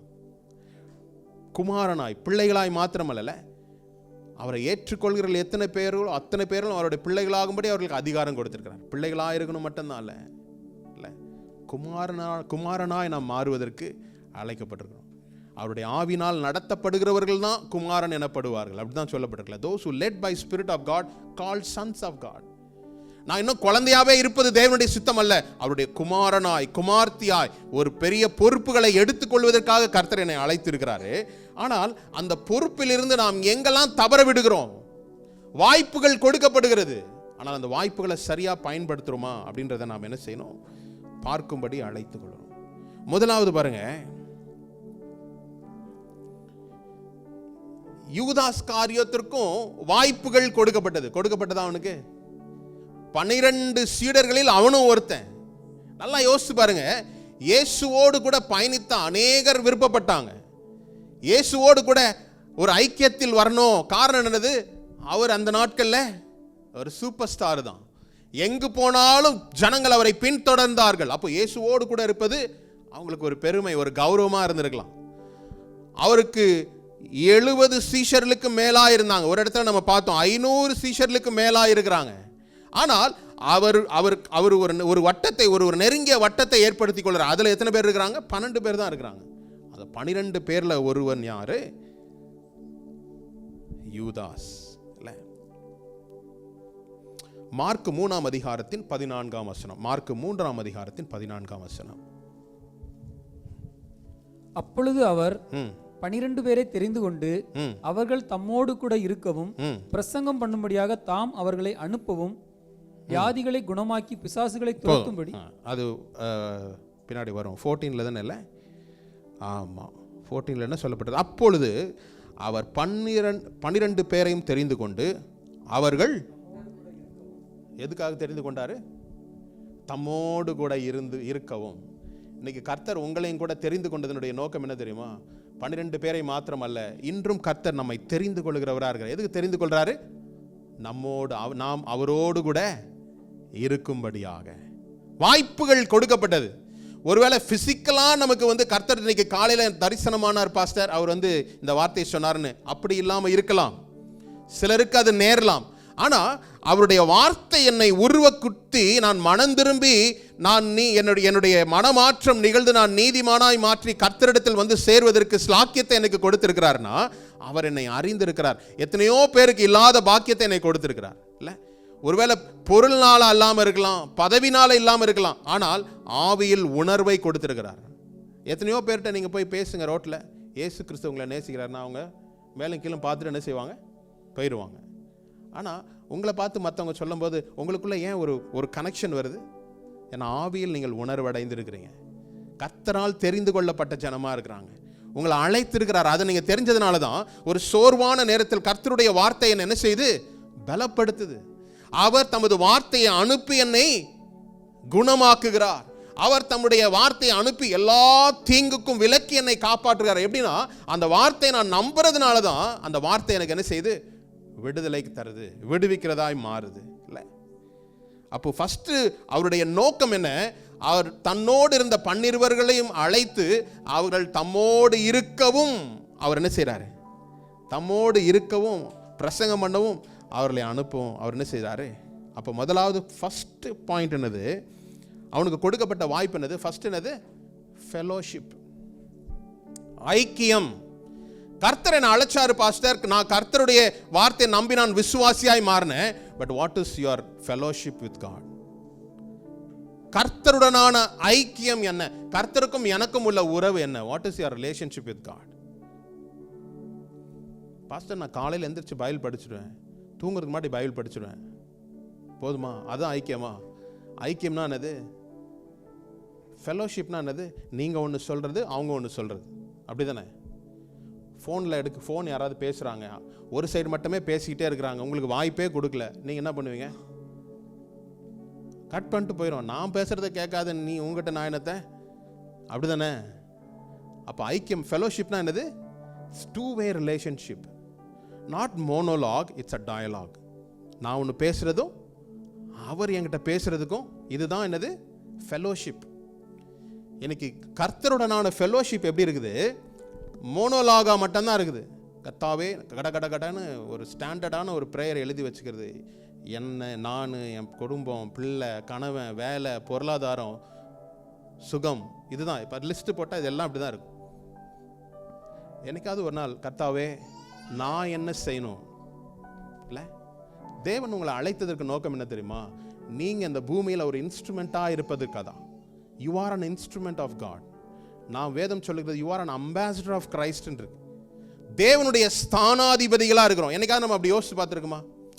எனக்கு ஒன்றும் தெரியாது பாஸ்டர், நானே ஒரு சாதாரண பூச்சி மாதிரி பாஸ்டர், அப்படியே வரதும் தெரியாமல் போகிறதும் தெரியாமல் போயிடுவேன். நீங்கள் எங்கே இருந்தாலும் நீங்கள் நல்லா போகிறங்க. அம்பாசிடர் ஒருத்தர் வராரு, ஸ்தானாதிபதி வராரு அப்படின்னா எப்படி இருக்கும் அவருக்கு? அவருடைய வரும்போது போகும்போது எப்படி இருக்கும்? ஒரு அம்பாசிடர் வராரு, ஒரு இந்தியன் எம்பசிலேருந்து ஒரு அம்பாசிடர் வராரு, எப்படி இருக்கும்? அவர் வர்றது எல்லாருக்கும் என்ன செய்யும்? அப்போ நீங்களும் நானும் கிறிஸ்துவின் ஸ்தானாதிபதியாய், நான் கிறிஸ்து எனக்குள்ள என்னுடைய வாழ்க்கை முறை எப்படி இருக்கணும்? என்னுடைய வாழ்க்கை எப்படி இருக்கணும்? ஒரு லிவிங் எக்ஸாம்பிளா இருக்கணும், எடுத்துக்காட்டா இருக்கணும். எதை எடுத்துக்காட்டணும்? எனக்குள் இருக்கின்ற கிறிஸ்துவை எடுத்து காட்டுகிறதா இருக்கணும். இப்படி நீங்க வாழ பழகிட்டீங்கன்னு வச்சுக்கோங்களேன், நீங்க வரும்போது கூட ஏதாவது தவறான பேச்சு பேசிட்டு இருந்தா கூட நீங்க அந்த இடத்துல போகும்போது அவங்க என்ன செய்வாங்க? வாய்களை மூடிடுவாங்க. உங்க எதிராக பேசுறதுக்கு அவங்களுக்கு ஒருவேளை உங்களோட பெரிய உயர்ந்த ஸ்தானத்தில் இருக்கலாம், ஆனால் still if you represent Christ, உங்களை பார்த்து அவங்க என்ன செய்வாங்க? மாற முடியும். அதுதான் லிவிங் எக்ஸாம்பிள். உங்களுடைய வாழ்க்கை சாட்சி உள்ளதாய் மாறும். இல்லை, எதிர்ப்பு வருமா? வரதான் செய்யும். உங்களை அவமானப்படுத்தணும்னு நினைக்கிற கூட்டம் இருக்குமா? இருக்க தான் செய்யும். இயேசுவுக்கே அது நடந்துன்னா நமக்கு நடக்கும்ல, அப்படிதானே? எனக்கு பிரச்சனையே வரக்கூடாதுன்னு நினச்சிங்கன்னா அது கிறிஸ்டியன் வாழ்க்கை கிடையவே கிடையாது. கர்த்தனை நான் ஏற்றுக்கொண்டேன்னா, கர்த்தாவே நான் உமக்காக இது பண்ண, எனக்கே அந்த பிரச்சனை, இந்த கேள்வி கேட்குறதுலாம் எலிமெண்ட்ரி ஸ்கூல் லெவல் கிறிஸ்டியன்ஸாக தான் நம்ம இருக்கிறோம். ஆனால் தேவனுக்காக நான் இதை செய்வேன் அப்படின்னா என்னை அவர் நேர் வழியில் நடத்துவார். இந்த பிரச்சனையை நீங்களாக்கி என்ன செய்வார்? மறுபடியும் நேர் வழியில் நடத்துவார் என்ற ஒரு உத்தரவாதம் நமக்கு வேணும். இல்லை, ஹல்லேலூயா. அவருக்கு தம்மோடு கூட இருக்கிறதுக்கு காரணம் என்ன தெரியுமா? எந்த மனுஷன் நம்மோடு கூட, யாரோட நீங்கள் இருக்கணும்னு நினைப்பீங்க அதிகமாக? Apart from your family, work பிளேஸில் யாரோட நீங்கள் இருக்கணும்னு நினைப்பீங்க? those who diligent, வேலையில் ஷார்ப்பாக இருக்கிறவங்க, இல்லை வேலையில் உயர் பொறுப்பில் நேர்த்தியாய் செய்கிறவரோடு கூட நீங்கள் இருக்கணும்னு நினைப்பீங்க. காரணம் என்ன தெரியுமா? நாம் கற்றுக்கொள்வோம். நல்ல ஒரு வேலையாளாக இருந்தால் அவரோட கூட நம்ம இருக்கும்போது, இவன் நல்ல ஷார்ப்பாக இருக்கிறான்பா, இவனோட இருந்தால் நம்மளும் என்ன செய்யலாம்? கற்றுக்கலாம். அப்போ கர்த்தர் என்ன செய்கிறாரு? அவர் ஃபெலோஷிப்பில் அவர் தெரிந்து கொள்ளப்பட்ட 12 பேரையும் அவர் தம்மோடு இருக்கும்படியாய் அவர் முதலாவது அழைப்பு ஃபெலோஷிப்பு தான் அவர் சொல்கிறாரு பாருங்களேன். ஹல்லேலூயா. ஆனால் இவன் என்ன செய்கிறான் பாருங்க, வாய்ப்பு கொடுக்கப்பட்டது, அந்த வாய்ப்பை அவன் வேறு விதமாய் பயன்படுத்தி கொள்றான். அவன் சொல்கிறேன், நீங்கள் விசுவாசித்தீங்கன்னா, எனக்கு கொடுக்கப்பட்ட வேலை கர்த்தரிடத்திலிருந்து தான் வருது அப்படின்னா, இந்த பிரச்சனைகளை கொண்டு வருவது கர்த்தர் அல்ல. ஒரு நாள் அவர் உங்களை சோதித்து, நீங்கள் யாருன்னு தெரியல, பரீட்சிப்பார். பரீட்சை வேற, சோதனை வேறு. அப்போ கர்த்தர் தான் இதை எனக்கு கொடுக்கிறார் அப்படின்னா, சத்ருவானவன் அதை தட்டி பறிக்கும்படி உங்களை கிவ் அப் பண்ண சொல்லி அநேக காரியங்களை கொடுத்து கொண்டே தான் இருப்பான். ஆனால் இது எனக்கு கர்த்தர் கொடுத்தார், கர்த்தர் தான் இதை என்னை நடத்துவார். நீங்கள் கர்த்தர் மேல் நம்பிக்கை உள்ளவர்களாக இருந்தீங்கன்னா, உங்களை பயமுறுத்துகிற மேனேஜராக இருக்கலாம், உயர் அதிகாரியாக இருக்கலாம், அவங்கள தூக்கி போடுவார தவிர நீங்கள் என்ன செய்ய மாட்டீங்க? மாற மாட்டீங்க.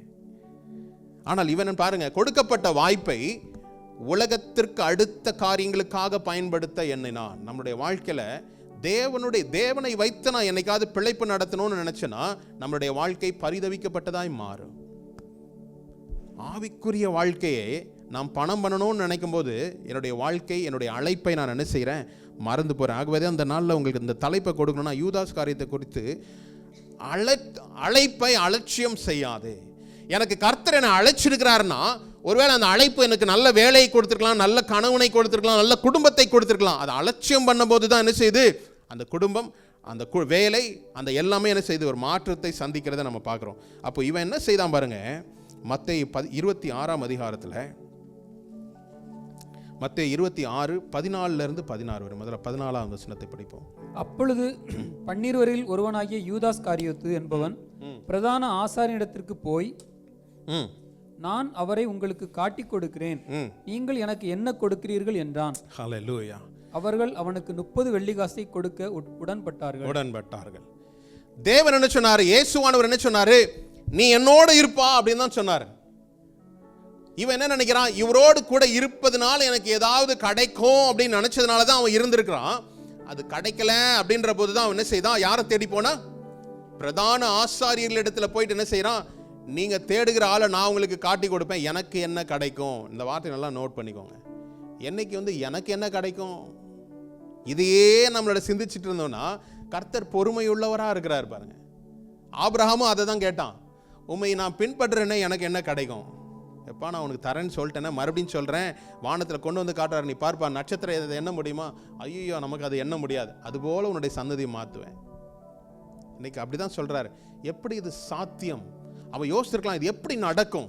உங்களுடைய வாழ்க்கையில் கர்த்தர் ஒரு வார்த்தையை சொன்னால் இது எப்படி நடக்கும் அப்படின்னு இல்லை, அது கர்த்தரே நடத்துவார் என்ற நம்பிக்கை உறுதி இருந்தால் தான் நம்ம என்ன செய்ய முடியும்? அதை நம்பி விசுவாசிக்க முடியும். அவனுக்கு அந்த நேரத்தில் அது புரிஞ்சிருக்காது. நானே வயதானவன், இத்தனை பிள்ளைகளை எனக்கு எப்படி கர்த்தர் கொடுப்பார் அப்படின்னு அவன் யோசிக்கல. அவனுடைய சந்ததியை குறித்து கர்த்தர் என்ன செய்யறாரு? தீர்க்க தரிசனமாய் சொல்றார், நீ பார்க்குற இந்த நட்சத்திரங்களை போல உன்னுடைய சன்னதியை நான் பெருக பண்ணுவேன். சில வார்த்தைகள், சில வாக்கு தத்தங்கள் உங்களுக்கு தெரியாம இருக்கலாம், ஆனால் அதை விசுவாசித்து நீங்க நடப்பீங்கன்னா அது கர்த்தர் உங்களுக்கு என்ன செய்வார்? அதை பெற்றுக்கொள்ளும்படி செய்வார். இங்க யூதாசுக்கு கர்த்தர் கொடுத்த, இயேசுவானவர் கொடுத்த வாய்ப்பு என்னது? நீ என்னோடு கூட இருக்கணும். இவன் கூட இருந்தா ஒன்றும் கிடைக்கல. கர்த்தரிடத்துல எப்போ நீங்க கிடைக்கல, இவனுக்கு செய்யல, இவர் செய்ய மாட்டார்னு நினைச்சீங்களோ, அதுதான் உங்களுடைய பின்மாற்றத்தினுடைய முதல் படியா இருக்கும். பேக்ஸ்லைடனுடைய ஃபர்ஸ்ட் ஸ்டெப் அதுதான். எனக்கு கர்த்தர் செய்ய மாட்டார், இவர்கிட்ட எவ்வளோ நாள் ஜெபிக்கிறேன், எனக்கு ஒன்றும் செய்யலை அப்படின்னு நம்ம நினச்சோம்னாலே வேறு ஆல்டர்னேட்டிவை தேடி போயிடும். இவன் என்ன செய்தான்? பிரதான ஆசாரியர்கள் இடத்துல வந்துட்டு, நீங்கள் தேடிக்கொண்டு இருக்கிற நபரை நான் உங்களுக்கு காண்பிக்கிறேன், எனக்கு என்ன கிடைக்கும்? உடனே அவங்க சொல்கிறாங்க, 30 pieces of silver, 30 தாளந்து, 30 வெள்ளிக்காசை உனக்கு நான் என்ன செய்கிறேன்? கொடுக்குறேன். அடுத்த வசனத்தை படிப்போமே. அது முதல் அவன் அவரை காட்டிக் கொடுப்பதற்கு சமயம் பார்த்து கொண்டிருந்தான். அவன் எதை பார்க்க வேண்டியவனா இருக்கிறான்? அவன் எதை பார்க்கணும்னு கர்த்தர் அழைச்சிருக்கிறாரு? கர்த்தருடைய அற்புதங்களையும் அதிசயங்களையும் பார்த்து அவனை ட்ரெயின் பண்றதுக்காக கர்த்தர் அழைப்பை கொடுத்திருக்கிறாரு. அவனுடைய அழைப்பை அவன் அலட்சியமா எண்ணினதுனால, மெட்டீரியலிஸ்டிக் பிளெஸிங் தான் எனக்கு வேணும்னு போனதுனால அவன் என்ன செய்யறான்? என்ன செய்யப்பட்டான்? 30 வெள்ளிக்காசுக்கு ஆசைப்பட்டதுனால அந்த கடைசி வாசித்த வசனத்தை மறுபடியும் வாசிக்கலாமே. அது முதல் அவன் அவரை காட்டி கொடுப்பதற்கு சமயம் பார்த்து கொண்டிருந்தான். அப்போ அவன் மைண்ட்லலாம் என்ன இருக்கும்? எப்பெல்லாம் காட்டி கொடு, எந்த சந்தர்ப்பம். அப்போ என்னுடைய சிந்தையும் என்னுடைய தியானமும் எதுவா மாறிச்சு? எப்பொழுது கர்த்தரை விட்டு நான் பின் மாறி போறேனோ, ஆல்டர்னேட்டிவ் எனக்கு தேவைப்படும், இதுதான் எனக்கு வேணும்னு நான் தீர்மானிக்கிறேனோ, அந்த தீர்மானம் என்னுடைய தியானத்தையே மாற்றுது. அவரை காட்டி கொடுக்கும்படியான தக்க சமயத்தை பார்த்துக்கிட்டே இருக்கிறான். அப்போ கர்த்தர் சொன்னது அவன் காதில், இயேசுவானவர் சொன்னது அவன் காதில் கேட்டிருக்கோம் இல்லைல்ல? நீங்கள் நிறைய பேர் அப்படி தான் இருக்கிறீங்க. பார்த்தா சபையில் உட்காந்துருக்கீங்க, ஏதோ சொல்கிறாருன்ற மாதிரி இருக்கு. ஏன்னா எதையோ யோசிச்சுட்டு இருந்தோன்னா நம்ம என்ன பேசினாலும், ஆமாம், நல்லா சாப்பிட்டுட்டு உங்களை ஒருத்தர் கூப்பிட்றாரு, வாங்க எங்கள் வீட்டில் பிரியாணின்னு கூப்பிட்டா போய் சாப்பிடுமா? இல்லை ஏண்டா, ஒரு அரை மணி நேரத்துக்கு முன்னாடி கூப்பிட்டுருக்கலாமே. நம்ம ஆளுங்க சில பேர் இருக்கிறாங்க, பரவாயில்ல, சைடில் ஒரு இடம் வச்சிருக்கிற ஒரு அறை இருக்குது, அங்கேயும் நிரப்பிட்டு வந்துடலாம். இல்லை, வேத வசனம் கர்த்தர் சொல்கிறாரு, நீ என்னோடு கூட இருக்கும்படியாய் நான் உன்னை தெரிஞ்சு கொண்டிருக்கிறேன், நீ என்னோடு கூட ஒரு ஃபெலோஷிப்பில் இருக்கணும்னு நான் வாஞ்சிக்கிறேன், என்னோட கூட ஐக்கியப்படுன்னு நான் வாஞ்சிக்கிறேன்.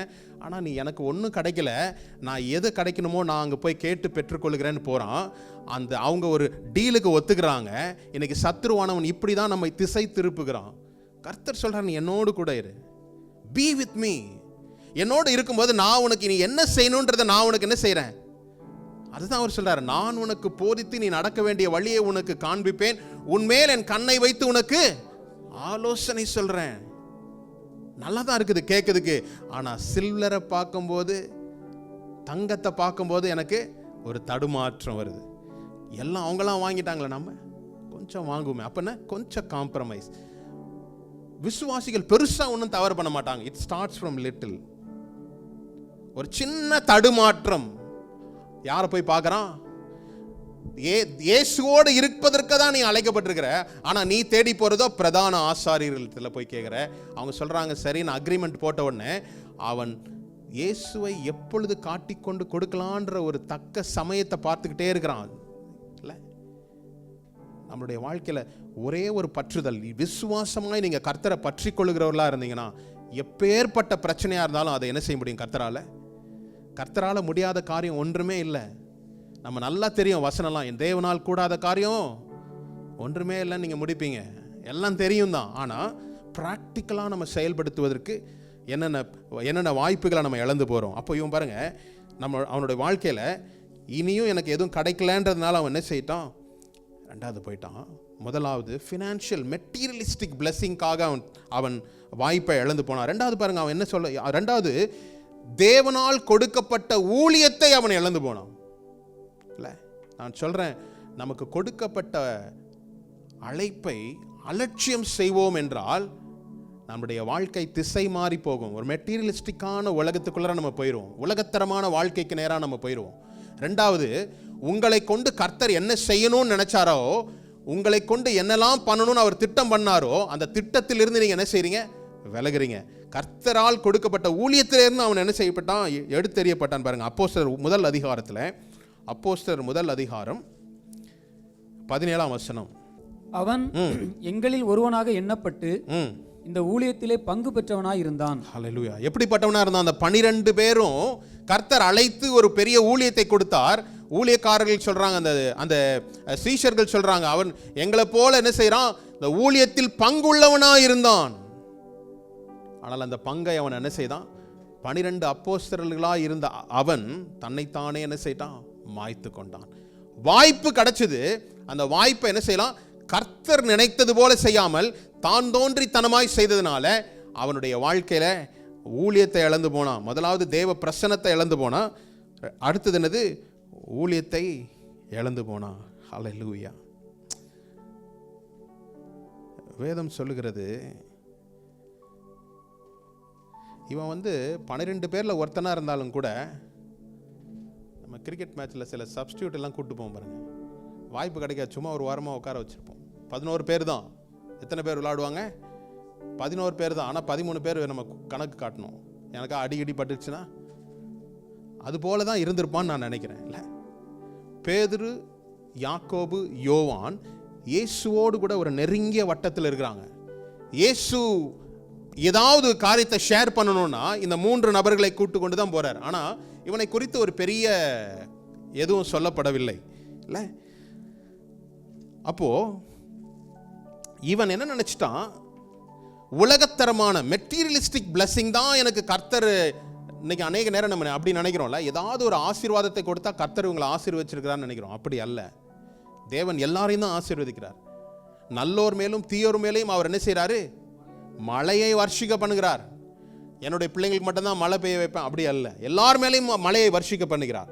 அப்போ பொக்கிஷங்களை வேதம் சொல்லுகிறது, உங்களுடைய பொக்கிஷத்தை என்ன செய்யாதீங்க? பூமியில சேர்த்து வைக்காதீங்க. அப்படிதானே? மத்தேயு 6:19 படிக்கலாமே. மத்தேயு 6:19. பூமியிலே உங்களுக்கு பொக்கிஷங்களை சேர்த்து வைக்க வேண்டாம், இங்கே பூச்சியும் துருவும் அவைகளை கெடுக்கும், இங்கே திருடரும் கண்ணமிட்டு திருடுவார்கள். பரலோகத்திலே உங்களுக்கு பொக்கிஷங்களை சேர்த்து வையுங்கள், அங்கே பூச்சியாவது துருவாவது கெடுக்கிறதும் இல்லை, அங்கே திருடர் கண்ணமிட்டு திருடுகிறதும் இல்லை. பாஸ்டர் கேட்கறதுக்கு நல்லா தான் இருக்குது. ஆனால் நமக்கு பொக்கிஷம் வேணுமே, இல்லை? வேணுமா வேணாமா? சேஃப் அமைதியாக இருந்துட்டுனா பிரச்சனையே இல்லை, அப்படிதானே? இல்லை, எங்கடா பாஸ்டர் நம்மளே பார்த்துட போறாரோ அப்படின்னு நினைக்கிறீங்க? பூமியில் நமக்கு வேணும்ல. கர்த்தர் அதுக்காக தான் நம்மளுக்கு படிப்பை கொடுத்திருக்கிறாரு, வேலையை கொடுத்திருக்கிறாரு. ஆனால் என்னுடைய இருதயம் பூமிக்கு அடுத்த, உலகத்திற்கு அடுத்த காரியங்களில் நான் பிடிபடுவேன் என்றால் ஒரு நாளும் நான் என்ன செய்ய மாட்டேன்? திருப்தியாவே என்னுடைய வாழ்க்கை அமையாது. உலகத்திற்கு அடுத்த காரியங்களில் மாத்திரமே என்னுடைய சிந்தை இருந்ததுன்னா நான் ஓடிக்கிட்டே இருக்கிற மாதிரி இருக்கும், சேர்த்துக்கிட்டே இருக்கிற மாதிரி இருக்கும். ஆனால் வேற யாரோ அனுபவிக்க போறாங்க. இல்ல, அவர் சொல்றாரு, பூமியில உன்னுடைய பொக்கிஷத்தை சேர்த்து வைக்காதீங்க, அங்க பூச்சியும் துருமும் என்ன செய்யும்? அதை ரஸ்ட் ஆக்கிறோம், திருடர்கள் கண்ணமிட்டு திருடுவார்கள். எனவே உங்களுடைய பொக்கிஷங்களை எங்க சேர்த்து வைங்க? அதுக்கு அடுத்த ஒரு வசனத்தையும், அந்த வசனத்தையும் படிச்சிடலாமே. உங்கள் பொக்கிஷம் எங்கே இருக்கிறதோ அங்கே உங்கள் இருதயமும் இருக்கும். அதுதான் கீவேர்டு. நான் சம்பாதிக்க கூடாதா? சம்பாதிக்கணும். வீடு வாங்க கூடாதா? வாங்கணும். ஆனால் அந்த வீட்டையே ஃபோட்டோவை எப்படி திருப்பி திருப்பி உருட்டி உருட்டி பார்த்துக்கிட்டே இருக்குதுல்ல.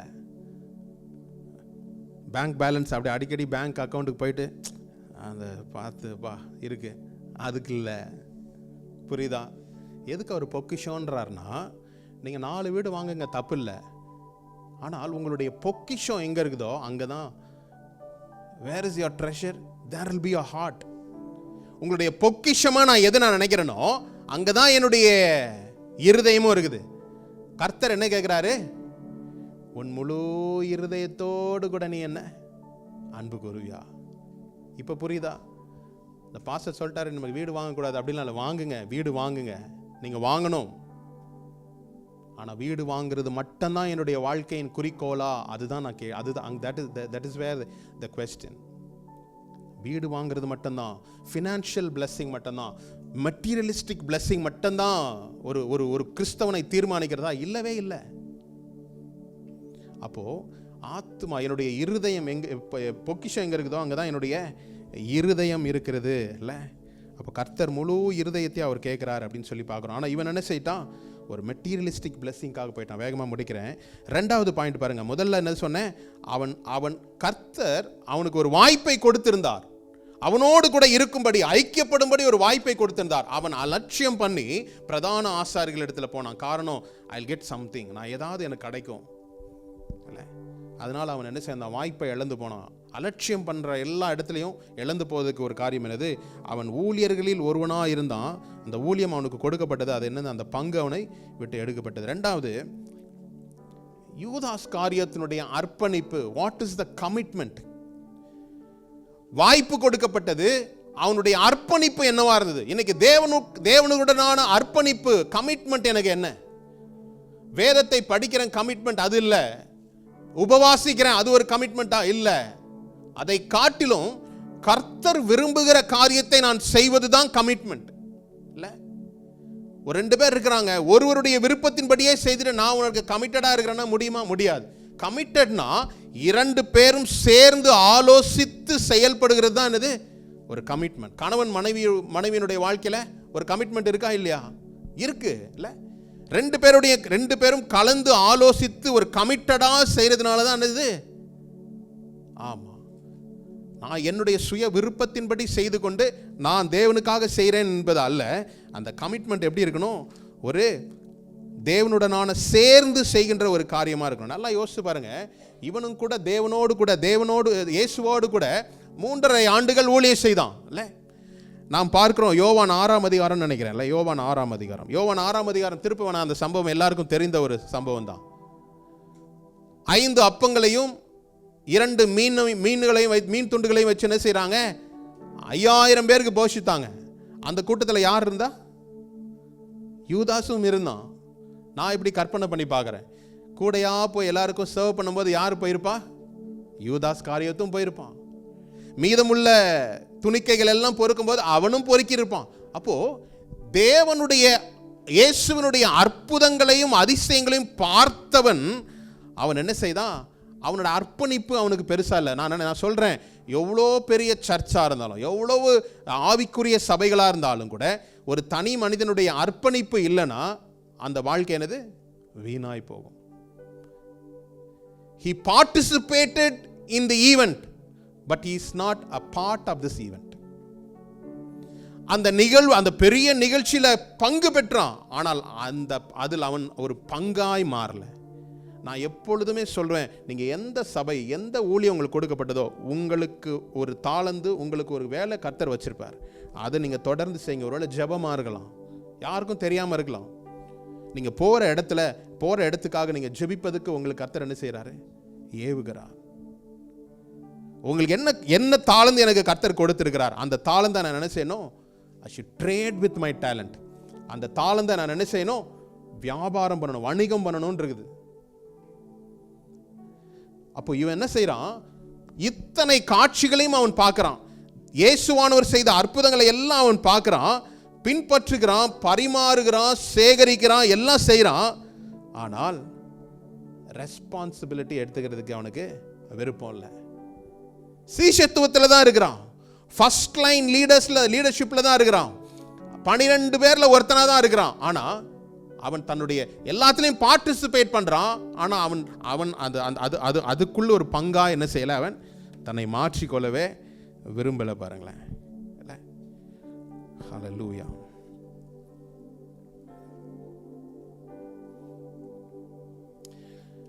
ஒரு வார்த்தை சொல்றேன் கேளுங்க.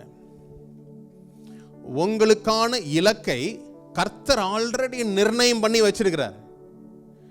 உங்களுக்கான காரியத்தை கர்த்தர் ஆல்ரெடி இலக்கை நிர்ணயம் பண்ணி வச்சிருக்கிறாரு.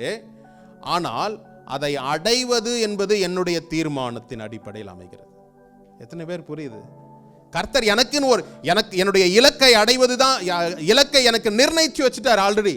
இதுதான் எனக்கு கொடுக்க போறேன்னு இருக்கிறார்.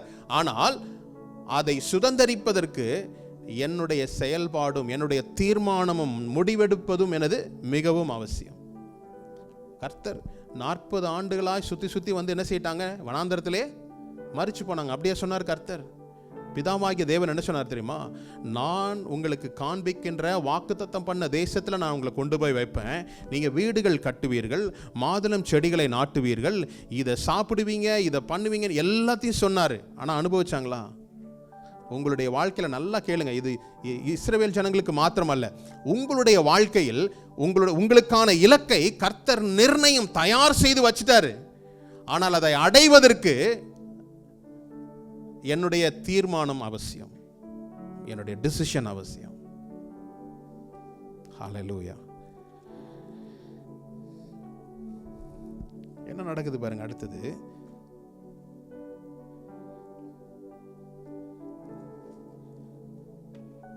கூட்டத்தில் பங்கு பெறான். 12 பேரோடு அவனும் ஒரு மனுஷனா இருக்கிறான். எல்லாத்தையும் பார்த்துக்கிட்டே இருக்கிறான், அக்கறைப்படுறான், அதில் ஒரு ஆதாயத்தை தேடுகிறான். இல்ல, எடுத்துக்கொள்ளும் பாருங்க. யோவான் 12ஆம் அதிகாரம் 4 முதல் 6 வரை. 4 முதல்ல வாசிக்கலாமே. 4, 5, 6.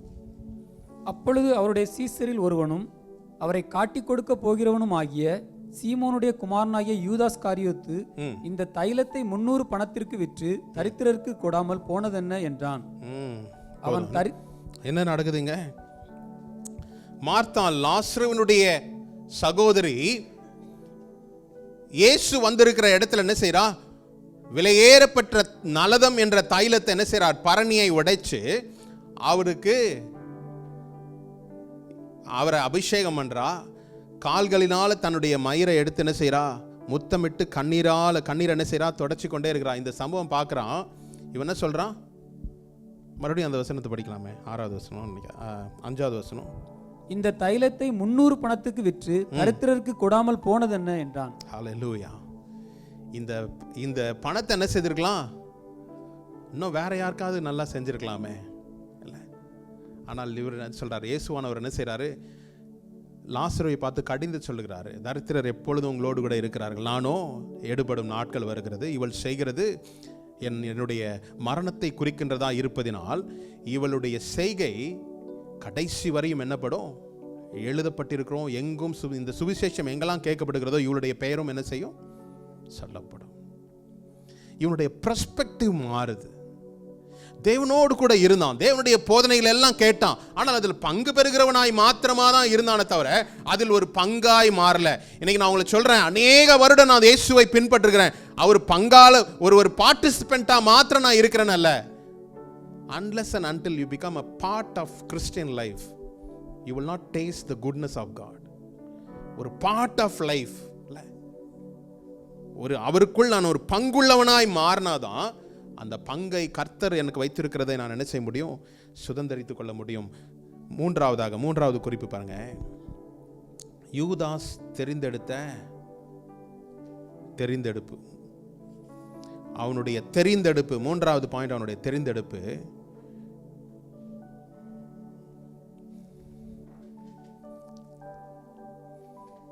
அவன் என்ன செய்யறான்? இயேசு கிறிஸ்து இருந்த இடத்தை காண்பிக்கும்படியாய் அவன் என்ன செய்கிறான்? இரவில் அவனோடு கூட இருந்த ஜனங்களை தெரிந்தெடுத்து கொண்டு நைட் டைம் போய் என்ன செய்கிறான்? இயேசு இருக்கிற இடத்தை காட்டுறான். அந்த துணிக்கையை அவன் வாங்கின பின்பு சாத்தான் அவனுக்குள் புகுந்தான். அப்பொழுது இயேசு அவனை நோக்கி, நீ செய்கிறதை சீக்கிரமாய் செய் என்றான். ஹல்லேலூயா. அவன் எடுத்த தீர்மானம் என்னது? வகை தேடிக்கொண்டே இருக்கிறான். எப்பொழுது இவரை காட்டி எனக்கு பெனிஃபிட் கிடைக்கும்னு வகை தேடிக்கொண்டே இருக்கிறத கர்த்தர் உணர்ந்திருந்தபடினால அவனுக்குள் என்ன புகுந்தது? இயேசு கூட தானே இருக்கிறார். இயேசு அநேக அற்புதங்களையும் அதிசயங்களையும் செய்தாரு. அதே நாம் பார்த்த மார்க் 3ஆம் அதிகாரத்தின் 14ஆம் வசனத்தில் பார்த்தோம். அவர் காலையில் இந்த விடிய காலம் இரவு முழுதும் ஜெபித்து கீழே வந்து சீஷர்களை தெரிந்தெடுத்து அப்போஸ்தலர் என்று பெயரிட்டார். அவர்களுக்கு ஒரு வேலையை கொடுத்தார். என்ன வேலை? பிசாசுகளை துரத்தவும், பிணியாளிகளை குணமாக்கவும், பிரசங்கம் பண்ணவும் அதிகாரத்தை கொடுக்கிறார். இன்னைக்கு அப்படிதான் விசுவாசிகளுடைய அதிகாரத்தை நம்ம அநேக நேரம் நம்ம புரிந்து கொள்றதில்லை. கர்த்தர் உங்களுக்கும் எனக்கும் கொடுத்திருக்கிற அதிகாரம் என்னது?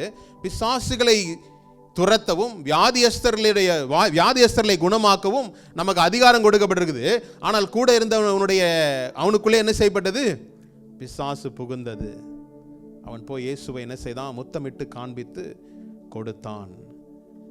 இல்லை, யாக்கோபு முதல் அதிகாரத்தின் 13 மற்றும் 14 வசனத்தை வாசிப்போம். சோதிக்கப்படுகிற எவனும் நான் தேவனால் சோதிக்கப்படுகிறேன் என்று சொல்லாதிருப்பானாக. தேவன் பொல்லாங்கினால் சோதிக்கப்படுகிறவர் அல்ல, ஒருவனையும் அவர் சோதிக்கிறவரும் அல்ல. அவனவன் தன் தன் சுய இச்சையினாலே இழுக்கப்பட்டு சிக்குண்டு சோதிக்கப்படுகிறான். ஹல்லேலூயா. என்ன சொல்லப்படுகிறது? நம்ம என்ன நினைக்கிறோம்? ஏன் கர்த்தர் என்ன சோதிக்கிறார்? எனக்கு ஏன் இந்த சோதனை? இவனுடைய வாழ்க்கையில் அப்படி நினைச்சிருக்கலாம்ல.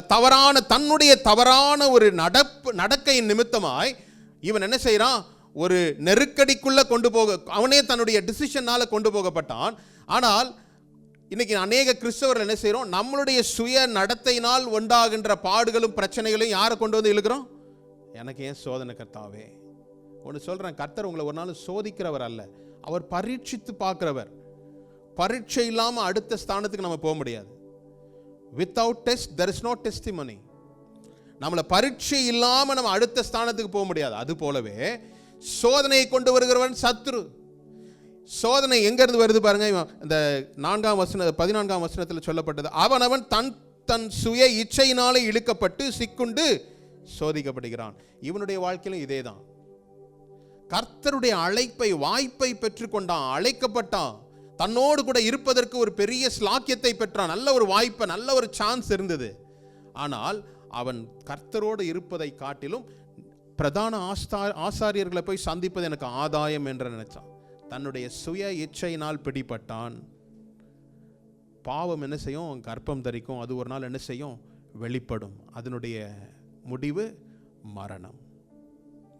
இல்லை, அடுத்தது பாருங்க, யூதாஸ் காரியோத்தின் பரிதாபமான ஒரு முடிவு. எபிரேயர் 3 அதிகாரத்தின் 12, 13, 14. சகோதரரே, ஜீவனுள்ள தேவனை விட்டு விலகுவதற்கு ஏதுவான அவிசுவாசமுள்ள பொல்லாத இருதயம் உங்களில் ஒருவனுக்குள்ளும் இராதபடி நீங்கள் எச்சரிக்கையாயிருங்கள். பொல்லாத இருதயம், ஈவில் ஹார்ட் அப்படின்னு இருக்குது. நம்ம ஏற்கனவே பார்த்தோம், ஒரு பொக்கிஷம் எங்க இருக்குதோ அங்கதான் இருதயம் இருக்கும். இங்க சொல்லப்பட்டிருக்குது, உங்களுடைய பொல்லாத இருதயத்தை விட்டு நீங்க என்ன செய்யுங்க? விலகுங்கள், எச்சரிக்கையா இருங்கள். 13வது வசனம், உங்களில் ஒருவனாகிலும் பாவத்தின் வஞ்சனையினாலே கடினப்பட்டு போகாதபடிக்கு இன்று எண்ணப்படும் அளவும் நாடோறும் ஒருவருக்கொருவர் புத்தி சொல்லுங்கள். அப்ப நம்மளுடைய இருதயம் எங்க இருந்து கடினப்படுது? பாவத்தின் வஞ்சனையினால் இருதயம் என்ன செய்யுது? கடினப்படுது. ஏன் சிலருடைய இருதயம் கடினப்படுகிறது? அவர்களுடைய இருதயம் ஏன் கடினமா இருக்குது? பாவத்தின் வஞ்சனையினால் இருதயம் என்ன செய்யப்படுகிறது? கடினமாகிறது. Stiff neck people, hard hearted people. இந்த வார்த்தையெல்லாம் கேட்டிருக்குமா? ஹார்ட் ஹார்ட்டட், கடினமான இருதயம் உள்ளவங்களா இருக்கிறாங்க. ஏன்? பாவத்தின் வஞ்சனை. தேவனுடைய வார்த்தை உங்களுடைய இருதயத்தை எப்படி தெரியுமாக்கும்? மிருதுவாய் மாற்றும். யோபுல சொல்றான்ல, he makes my heart soft அப்படிங்கிற ஒரு வார்த்தை இருக்கு. அவரின் இருதயத்தை மிருதுவாய் மாற்றார். எந்த இருதயம் மிருதுவா இருக்குதோ அங்க விதைக்கப்பட்ட விதை என்ன செய்யும்? 100 மடங்கு பலன் கொடுக்கும். ஹார்டா இருக்கும்போது என்ன செய்யும்? ஒரு நிலம் ஹார்டா இருக்குன்னா அது முதல்ல என்ன செய்யணும்? ப்ரிப்ரேஷன் நடக்கும்ல, உழுது அதுக்குள்ள அது பிளந்து அப்படிதான் நடக்கும். அப்போ வஞ்சனையினால் இருதயம் என்ன செய்யுது? பாவத்தின் வஞ்சனை இருதயத்தை கடினமாய் மாற்றுகிறது. என்னுடைய இருதயம் கடின இருதயத்தோடு இருக்கிறேன்னா இல்லை சாஃப்ட் ஹார்ட்டடாக இருக்கிறேன்னா? சாஃப்ட் ஹார்ட்னா உடனே மற்றவங்க மேலே உடனே இறக்கப்படுறது, நான் அதை குறித்து பேசவே இல்லை. சாஃப்ட் ஹார்ட்ன்றது தேவனுடைய வசனத்தை உள்வாங்கிக் கொள்வதில் ஆர்வத்தை நான் காட்டுகிறேன். இப்படிப்பட்ட காரியத்தை குறித்து சொல்லப்பட்டிருக்கிறது. ஆனால் அடுத்தது பாருங்க, நாம் ஆரம்பத்திலே கொண்ட நம்பிக்கையை முடிவு பரியந்தம் உறுதியாய் பற்றி கொண்டிருப்போம் ஆகில் கிறிஸ்துவினிடத்தில் பங்குள்ளவர்களாய் இருப்போம். கிறிஸ்துவினிடத்தில் பங்குள்ளவர்களாய் இருக்கிறோம். எப்படி? நாம் ஆரம்பத்தில் கொண்டிருந்த நம்பிக்கையில் முடிவு பரியந்தம் உறுதியாய் பற்றி கொண்டிருப்போமே ஆனால் கிறிஸ்துவுக்குள் பங்குள்ளவர்களாய் இருப்போம். இவன் அவனுக்கு கொடுக்கப்பட்ட ஊழியத்தில் பங்குள்ளவனாய் இருந்தான், அந்த பங்கை இழந்து போனான். ஆகவேதான் அவர் சீஷர்கள் ஒன்றாய் சேர்ந்து என்ன செய்யறாங்க? சீட்டு போட்டு வேறு ஒருவனை தேர்ந்தெடுக்கலாம். நமக்குள் இருந்த அப்போஸ்தலர் ஒருவன் என்ன செய்தான்? பின்மாறி போய் மரித்து போனதுனால இன்னொருவனை தெரிந்தெடுத்துக் கொள்ளலாம்னு நினைச்சாங்க. ஆனால் இங்கு சொல்லப்பட்ட காரியம் உங்களையும் என்னையும் பார்த்து சொல்ற பவுல் சொல்ற காரியம் என்னது? எபிரேயர் ஆக்கியோன் சொல்ற காரியம் என்ன தெரியுமா? ஆரம்பத்தில் கொண்ட நம்பிக்கை முடிவு பரியந்தம் உறுதியாய் பற்றி கொண்டிருப்போமே ஆகில் கிறிஸ்துவினிடத்தில் பங்குள்ளவர்களாயிருப்போம். ஹல்லேலூயா. இன்னும் ஒரே ஒரு வசனத்தை வாசித்து நாம் ஜெபித்து நாம் முடிக்கலாம். கலாத்தியர் 3ஆம் அதிகாரம், கலாத்தியர் 3ஆம் அதிகாரத்தில் 1 முதல் 4 வசனங்கள். புத்தி இல்லாத கலாத்தியரே, நீங்கள் சத்தியத்திற்கு கீழ்ப்படியாமல் போகிறதற்காக உங்களை மயக்கினவன் யார்? இயேசு கிறிஸ்து சிலுவையில் அறையப்பட்டவராக உங்கள் கண்களுக்கு முன் பிரதிட்சியமாய் உங்களுக்குள்ளே வெளிப்படுத்தப்பட்டிருந்தாரே. ஒன்றை மாத்திரம் உங்களிடத்தில் அறிய விரும்புகிறேன். நியாயப்பிரமாணத்தின் கிரியைகளினாலேயா விசுவாச கேள்வியினாலேயோ எதினாலே ஆவியை பெற்றீர்கள்? 3வது வசனம். ஆவியினாலே ஆரம்பம் பண்ணின நீங்கள் இப்பொழுது மாம்சத்திலே முடிவு பெற போகிறீர்களோ? நீங்கள் இத்தனை புத்தியினரா? போதும். 3வது வார்த்தை தான், 3வது வசனம் தான் கீவேர்டு. ஆவியினாலே ஆரம்பம் பண்ணின நீங்கள் இப்பொழுது மாம்சத்தினாலே. You started well. இல்ல, you started well. ஆவியில ஆரம்பித்த நீங்க மாம்சத்துல முடிஞ்சு போற மாதிரி நடந்துட்டீங்களே. யூதாஸ் காரியத்தை ஆவியில ஆரம்பிச்சிருக்கலாம், தேவனோடு கூட இருந்திருக்கலாம், அந்த பங்குள்ள அந்த ஊழியத்தில் தேவனோடு கூட பங்குள்ளவனா இருந்தான். ஆனால் இழந்து போனான். மாம்சம் எப்பொழுதுமே மாம்சம் என்னுடைய அழைப்பை அலட்சியம் செய்யும். என்ன பெருசா நீ கண்டுட்ட, என்ன பெருசா உனக்கு கிடைச்சது, என்ன பெருசா நீ சாதிச்சிட்ட, இப்படி ஒரு சத்தம் உங்களுக்குள்ள வரும்போது கிறிஸ்துவுக்கு எதிராய் தோன்றுகிற ஒவ்வொரு ஆலோசனையும் உங்களை என்ன செய்யும்?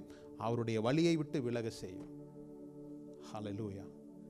ஒவ்வொரு நாளும் நான் சிந்திச்சு பார்க்க வேண்டிய காரியம், கிறிஸ்து எனக்கு கொடுத்த அழைப்பில் நான் உறுதியாய் நிற்கிறேனா? ஆரம்பத்தில் நான் கொண்ட அந்த உறுதித்தன்மை இப்பொழுதும் இருக்குதா? இதை நான் சிந்திச்சு பார்க்க நான் அழைக்கப்பட்டிருக்கிறேன். ஒவ்வொரு நாளும் நம்ம அப்படியே கொஞ்சம் கொஞ்சமாக ஸ்லோ டவுன் ஆகிட்டே இருக்கிறோம்னு நினச்சோன்னா we have to pick up ourselves. எப்படி இளையகுமாரன் போய் ஒரு இடத்துல போய் நின்று எல்லாத்தையும் இழந்து போய் பன்றியோடு கூட தான் அவனுடைய ஃபெலோஷிப், ஆனால் அவனுக்குள்ள ஒரு உணர்வு அடைந்தான் என்று. எப்போ அந்த உணர்வு அடைந்தானோ உடனே அவன் என்ன செய்தான்? This is not my place, என்னுடைய இடம் இது இல்லை, நான் போக வேண்டிய இடம் வேறன்னு சொல்லி எல்லாத்தையும் விட்டு மறுபடியும் அவன் என்ன செய்கிறான்? எனக்கு மறுபடியும் அங்கே போனால் எனக்கு என்ன எல்லாம் என்ன எப்படி என்னை எப்படி பார்ப்பாங்க, எல்லாரும் எனக்கு கேவலமாக பேசுவாங்களா, அவமானமாக இருக்குமே, யோசிக்கவே இல்லை. ஒரே ஒரு யோசனை தான், I will go to my father's house. இன்றைக்கி உங்களை பார்த்து சொல்கிறேன், உங்களுடைய வாய்ப்புகள், உங்களுடைய அழைப்பை நீங்கள் அலட்சியம் பண்ணாதீங்க. எனக்கு பெருசாக ஒன்றும் அழைப்பு இல்லையே பாஸ்டர் அப்படின்னு நீங்கள் நினச்சிங்கன்னா, உங்களுக்கு வேலையை கொடுத்துருக்கிறாரா? வேலையை உங்கள் அழைப்பு. குடும்பத்தை கொடுத்துருக்கிறாரா? அந்த குடும்பத்தை அவருடைய வாழ்க்கை, கிறிஸ்து சொல்லப்பட்ட வாழ்க்கையின்படி வாழ்வது தான் உங்களுக்கு அழைப்பு. இது இல்லையா அது இல்லையான்னு எது இருக்கு? அதுதான் அழைப்பு. அதில் நம்ம உண்மையா இருப்போம் என்றால் கர்த்தர் உயர்வை கொடுப்பது லேசான காரியம். ஒரு விஷயம் நாம் எழுந்திருப்போமா?